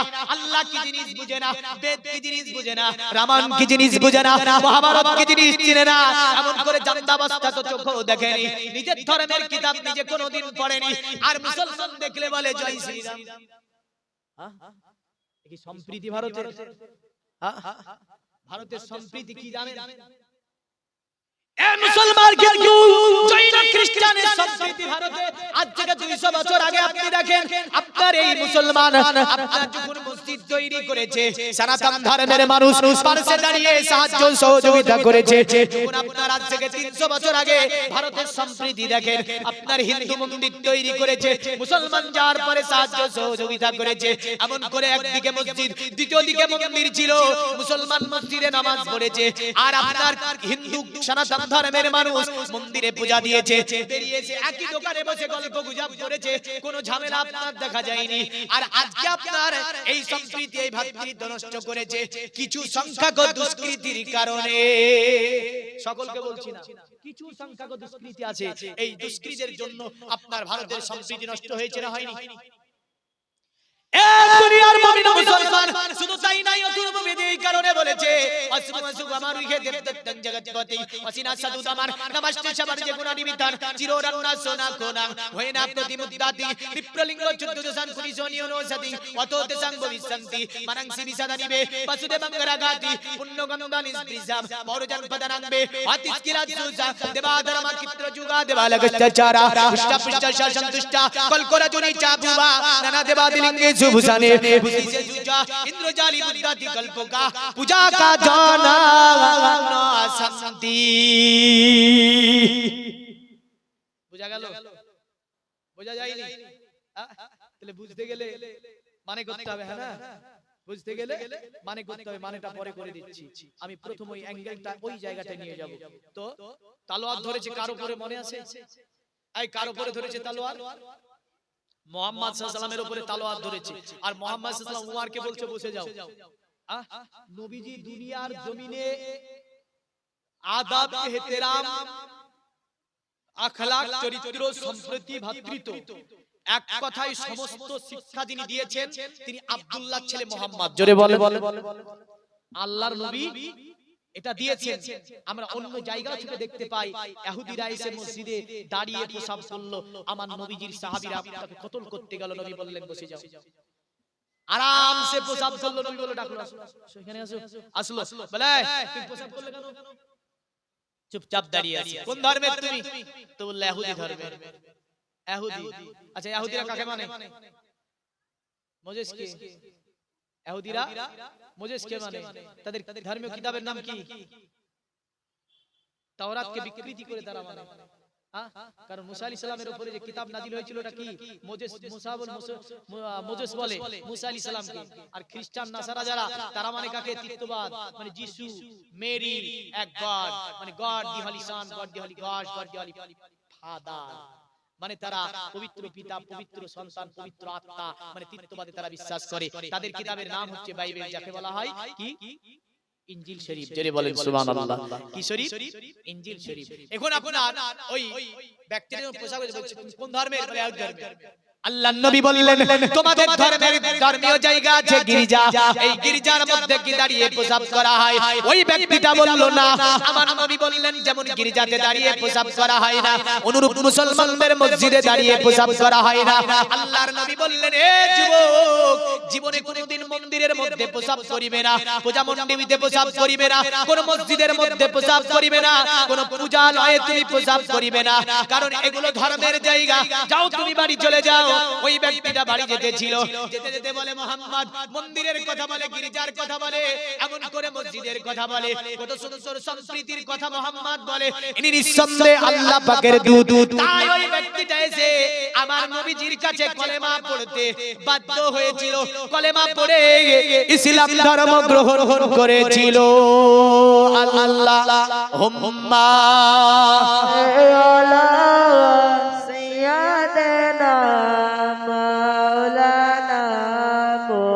ওয়ালা আলি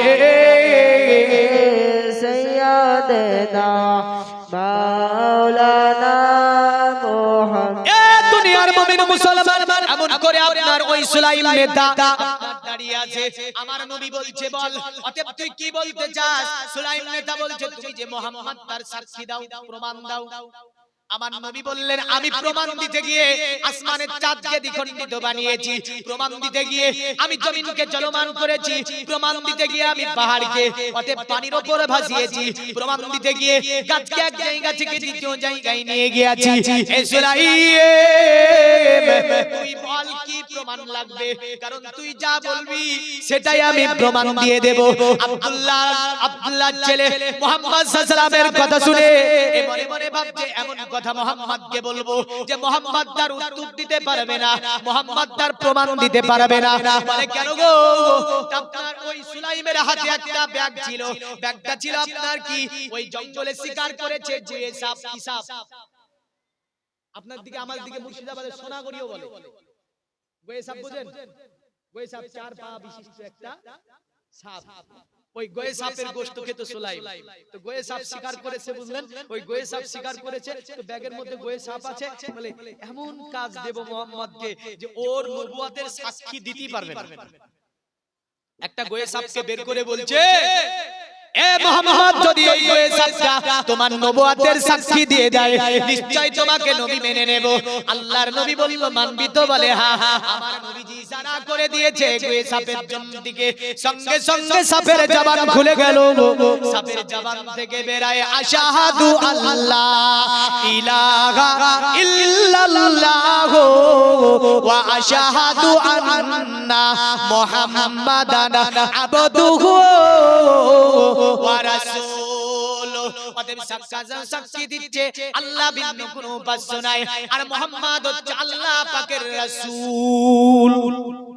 জোরে বলুন না। তো আমার নবী বলছে এবার কি করবা?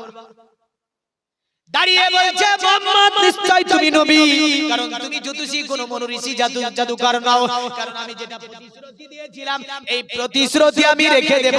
এ মুহাম্মদ আমাকে তুমি কলেমা পড়িয়ে দাও। আমার নবীজি সাল্লাল্লাহু আলাইহি সাল্লাম তাকে বলছে কলেমা পড়লে হারাম খাওয়া হবে না। জোরে বলেন সুবহানাল্লাহ। যাবে কলেমা পড়লে অন্যের মাল হরণ করা যাবে না, কলেমা পড়লে চুরি করা যাবে না, কলেমা পড়লে অন্যের চুগলামি করা যাবে না, কলেমা পড়লে অন্যকে গালি দেওয়া যাবে না, কলেমা পড়লে অন্যায় অত্যাচার অবিচার জুলুম করা যাবে না। বলল তাই নাকি? বলে হ্যাঁ। আল্লাহর নবীকে বলছে মুহাম্মদ কথা দিলাম হারাম খাবো না।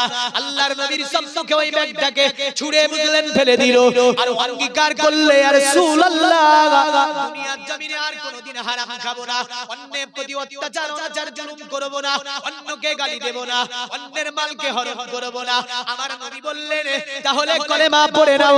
ওই ব্যক্তিটা লা ইলাহা ইল্লাল্লাহ মুহাম্মাদুর রাসূলুল্লাহ পড়ে ইসলাম ধর্ম গ্রহণ করে নিল। জোরে বলেন সুবহানাল্লাহ। সুবহানাল্লাহ। সাহাবীদেরকে বলছে ওগো সাহাবীরা, এ আমার সাহাবীরা, তোমাদের ভাই কলেমা পড়েছে, তোমাদের ভাইকে তোমরা যেটা পারবে দান করে দাও। সুবহানাল্লাহ। নবীজি বলেছে সাহাবীরা দেবে না, দেবে না গো। সাহাবীরা পকেটে হাত ধরছে, বললেন কি করছে? পকেটে হাত ধরছে। ওই জামানাতে সোনার আশরাফি ছিল। কিসের আশরাফি? কিসের আশরাফি? সোনার আশরাফি। আমার নবীর দরবারে নবীজি বলেছে তোমাদের ভাইকে একটু সাহায্য করে দাও। সোনার আশরাফি আমার নবীজির দরবারে তারা যেন এনে জমা করতে লাগলো। জোরে বলেন সুবহানাল্লাহ। আমার নবী যেমন সাহাবীদেরকে বলেছিলেন এই সাহাবীরা তোমাদের ভাইকে যেটা পারবে দাও। নবীর সুন্নাত, সাহাবীদের সুন্নাত মনে করে আল্লাহ পাকের নবীর ঘর মাদ্রাসাতে পাঁচজন ব্যক্তি বলেন তো একটা করে 1000 টাকা দেব। যেমন সুলাইমকে সোনার আশরাফি দিয়েছিল নবীর সাহাবীরা। কিসের আশরাফি দিয়েছিল? সোনার আশরাফি।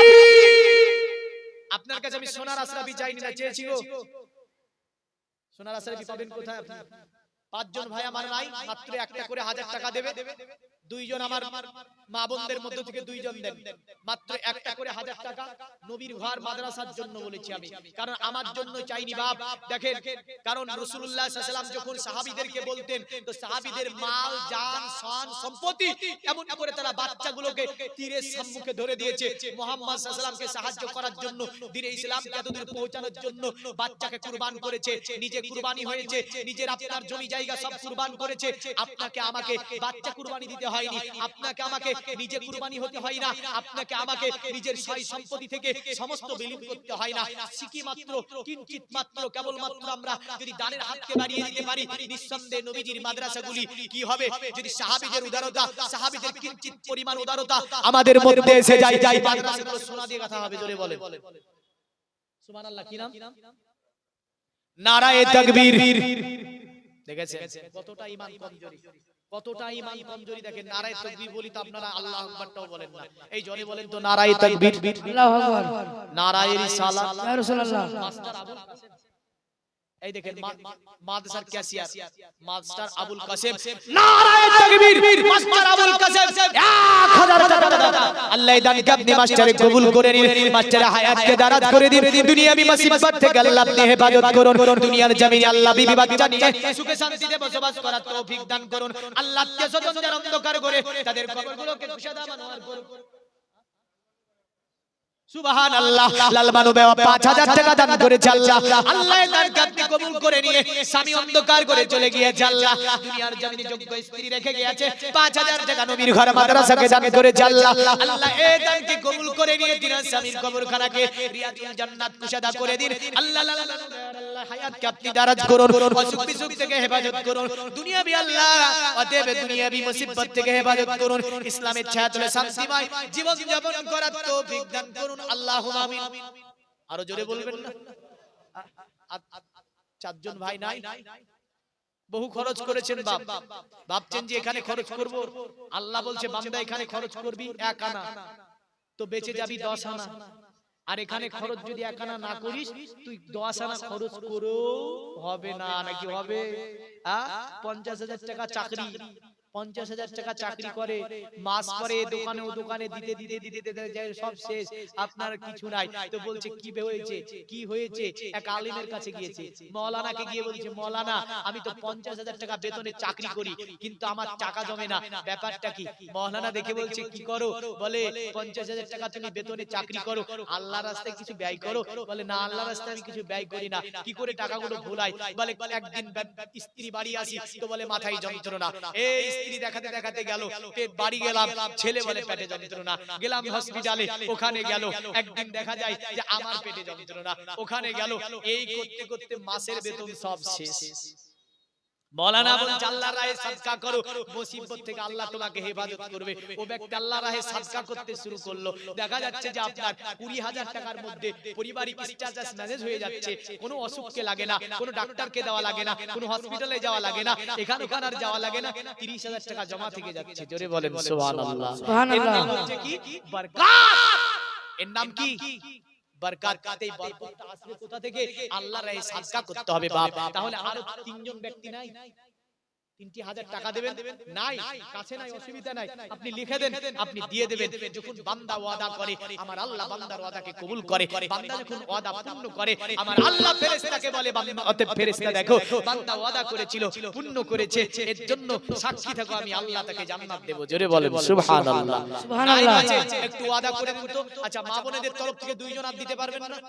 একটা করে 1000 টাকা। কারণ নবীর ঘর মাদ্রাসায় বহু খরচ করেছেন, বহু ব্যয় করেছেন, বহু কিছু দিক দিকে ফুরিয়ে ফেলেছেন বাপ দেখেন। কিন্তু এই যে 15টা সাহাবীরা আপনার কি করছে জানেন? সাহাবীরা যা কাছে পকেটে টাকা এনে রাসূলুল্লাহর দরবারে জমা করছে। জোরে বলবেন, এক বস্তা পরিমাণ টাকা হলো। জোরে বলবেন সুবহানাল্লাহ। কত বস্তা? সাহাবীদের চেয়ে আমাদের হাতে মাল কম আছে না বেশি আছে? হিসাব মতো সাহাবীদের চেয়ে বর্তমান আমাদের মাল অনেক বেশি আছে বলা যায়। কারণ আজ থেকে 1500 বছর আগেকার কথা, আজ থেকে 1500 বছর আগে তারা সোনা দানার অতটা দাম ছিল না তখন, বললেন সোনা চাঁদি একই রকমের দাম ছিল। তো যাই হোক, সাহাবীদের উদারতা, মন মানসিকতা ওটা আমাদের মধ্যে নাই। মাল আছে, হ্যাঁ না? আমাদের হাতে প্রচুর মাল আছে, আর শয়তান বসে আছে আপনার এমন একটা জায়গাতে, বলছে এই দিবি না, খবরদার দিবি না, যতই বলুক দিবি না। একদম নফসে আম্মারাকে জোরালো করে নিয়ে বসে আছে শয়তান, বলছে 1000 টাকা দিবি বান্দা, 1000 টাকা পুড়ে যাবে। আর নফসে লাওয়ামা বলছে দে দে। যার নফসে লাওয়ামা জোরালো, সে আপনার শয়তানকে লাত মেরে বলে, শোন পৃথিবীতে বহু খরচ করেছি, কিন্তু আল্লাহর ঘর, আল নবীর ঘর মাদ্রাসায় দেব। কি নাম চাচা? আব্দুর নারায়ে তাকবীর, আল্লাহু আকবার। আব্দুর রহিম 1000 টাকার দাতা জিন্দাবাদ বলেন। আল্লাহ আব্দুর রহিমের দানকে কবুল করে নাও, যার সাথে যে নিয়াতে করে গেছে দান কবুল করিয়ে নাও তুমি পাক সুবহান। আর দোয়া করি আমি দানকারীর কারণ সুখে শান্তি রেখো খোদা শান্তির জীবন। আমি পাপী গুনাহগার কিবা দোয়া জানি, দানকারীর জন্য দোয়া করবে জান্নাতের রানী মা ফাতেমা জননী। জোরে বলেন সুবহানাল্লাহ। দুনিয়ার মুমিন মুসলমান বলবো একটু চটচট করে যদি দিয়ে দিতে পারেন। ওইদিকে আমি সিদরা নামা থেকে মোটামুটি 20-22 খানা নাম আপনার উল্লেখ করেছি, আপনারা হয়তো বলতে পারেননি। আবার আপনাকে নামগুলো আপনার ইনশাআল্লাহ 40টা নাম বুঝিয়ে দেব, তবে যদি আপনি একটুখানি সাহায্য করেন। কারণ কিছু নিতে গেলে কিছু দিতে হয়। আল্লাহর নবী ইব্রাহিম আলাইহিস সালাম বললেন ছাগল চড়াচ্ছে, মানে অনেকগুলো ছাগল আছে।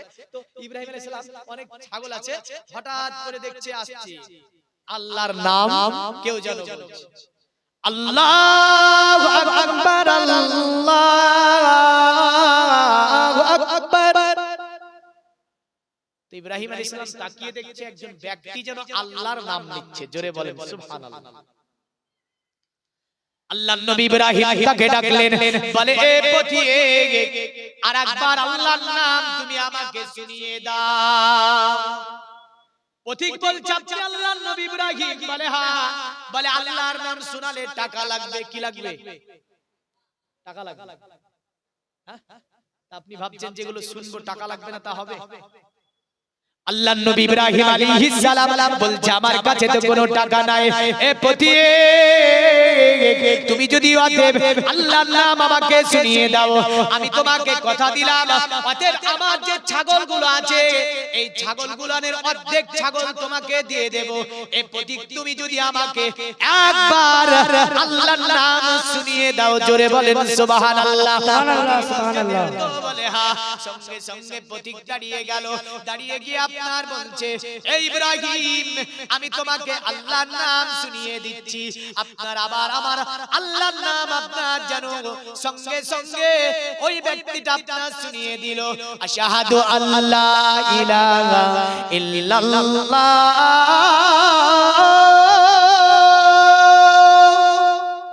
আল্লাহর নবী ইব্রাহিম আলাইহিস সালাম সিজদায় চলে গিয়েছেন, পথিক যেন চলতে শুরু করে দিয়েছে। ইব্রাহিম সিজদা থেকে মাথা উঠালেন, উঠিয়ে বলছে পথিক এ পথিক একটু দাঁড়িয়ে যাও, আর একবার আল্লাহর নাম আমাকে শুনিয়ে দাও।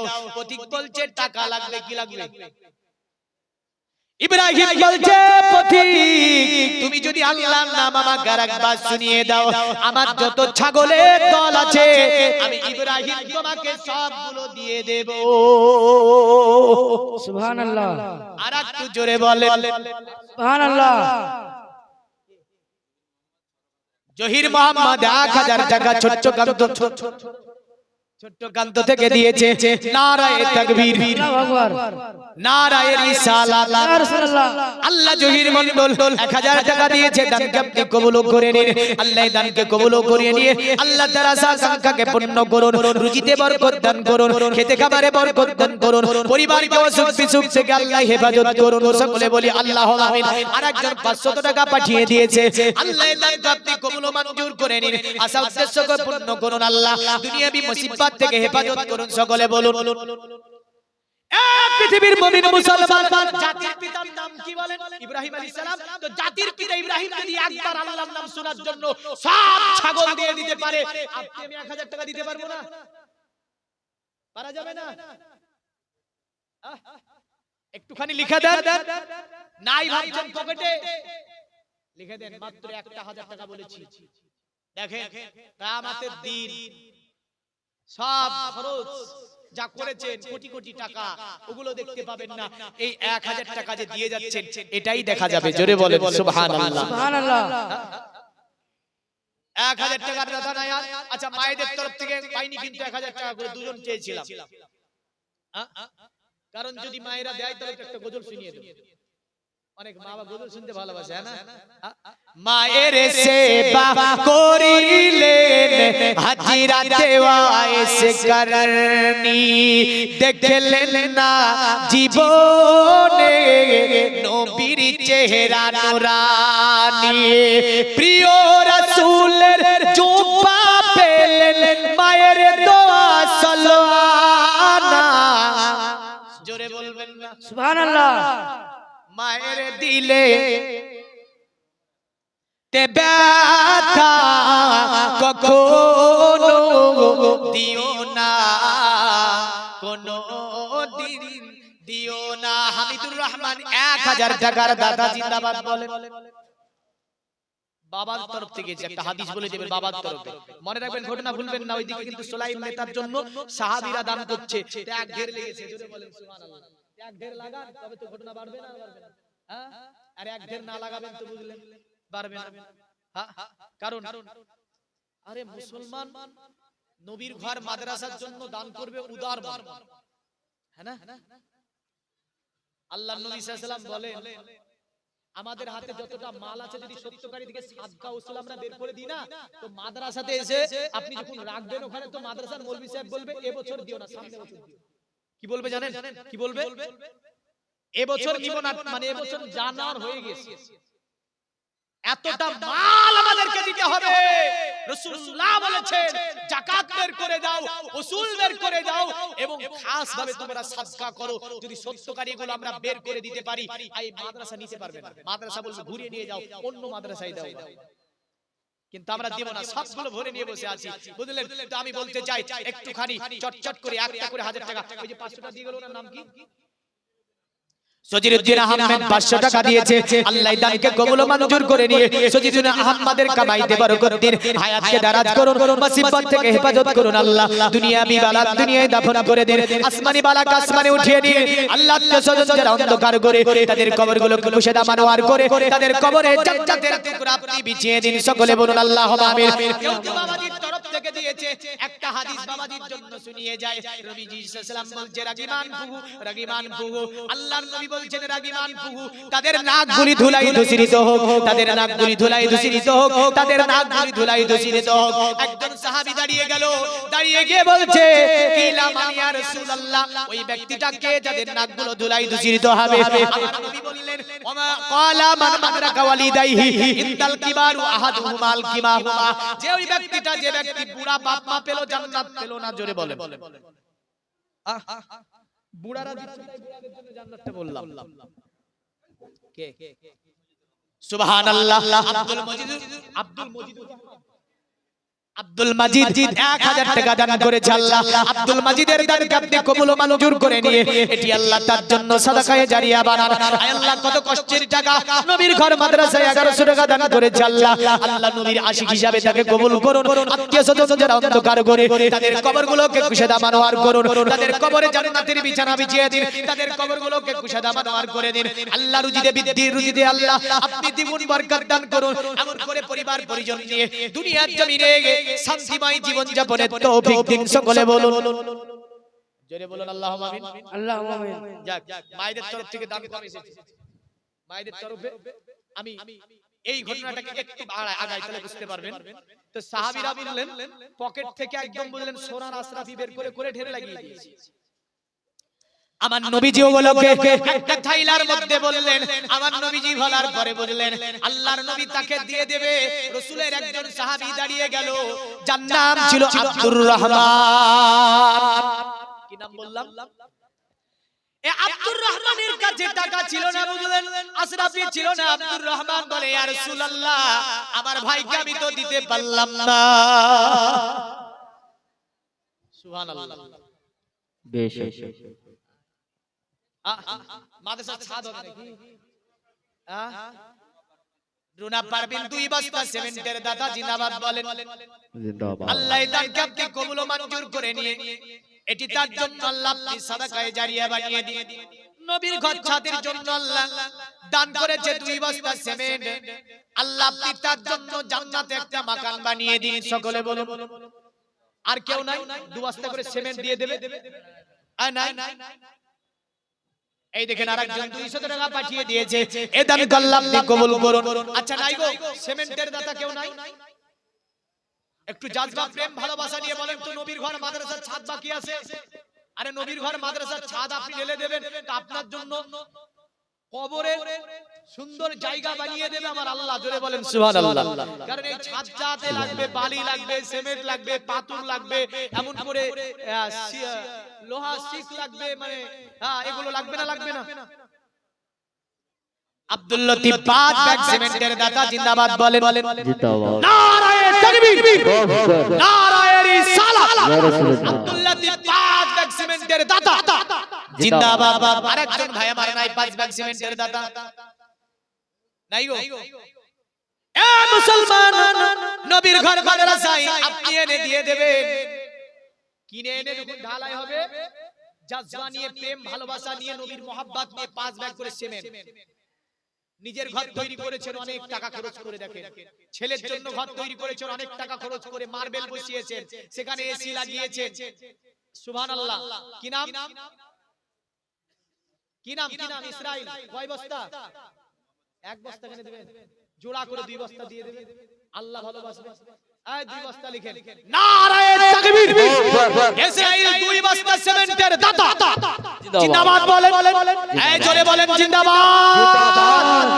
আল্লাহ ভাইয়ের দানকে কবুল করুন। ভাইয়ের আত্মীয়স্বজন যারা অন্ধকার করে তাদের কবরগুলোকে কুশাদা মানোয়ার করুন, রুজি বাড়িয়ে দিন, হায়াতকে দারাজ করুন আল্লাহ, ব্যবসা বাণিজ্যে বরকত দিন। সকলে বলুন আল্লাহুম্মা আমিন। আর নাই মাত্র 5 ব্যাগ করে সিমেন্ট। একটু চটচট করে লিখে দিয়ে যাবেন এখানে। দেখেন এটা এমন একটা দান, এই মুহূর্তে আপনি আল্লাহর ঘর মসজিদ তো সেই দিন দিয়ে যাবেন, সেই দিন তো দান হয়ে যাবে, কিন্তু মনে রাখেন এই দোয়া পাবেন না, এই দোয়া পাবেন না। কারণ আমি প্রথমেই বলেছি মোটামুটি মুসাফির হালাত এক সপ্তাহ বেরিয়েছি, একটু দোয়া করে যাব। দেখেন মাত্র 5 ব্যাগ সিমেন্ট, আমার জন্য বলিনি, মাদ্রাসার জন্য বলেছি। নবী বলেছেন আল মসজিদু বাইতুল্লাহ আল মাদ্রাসাতু বাইতি, মসজিদ হচ্ছে আমার ঘর, আর মসজিদ হচ্ছে আল্লাহর ঘর, আর মাদ্রাসা হচ্ছে কার ঘর?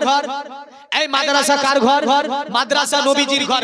নবীজির ঘরে ছাদ নাই, আমার ঘরে ছাদ আছে, নবীজি খুশি হবে? নবী খুশি হবে না নারাজ হবে?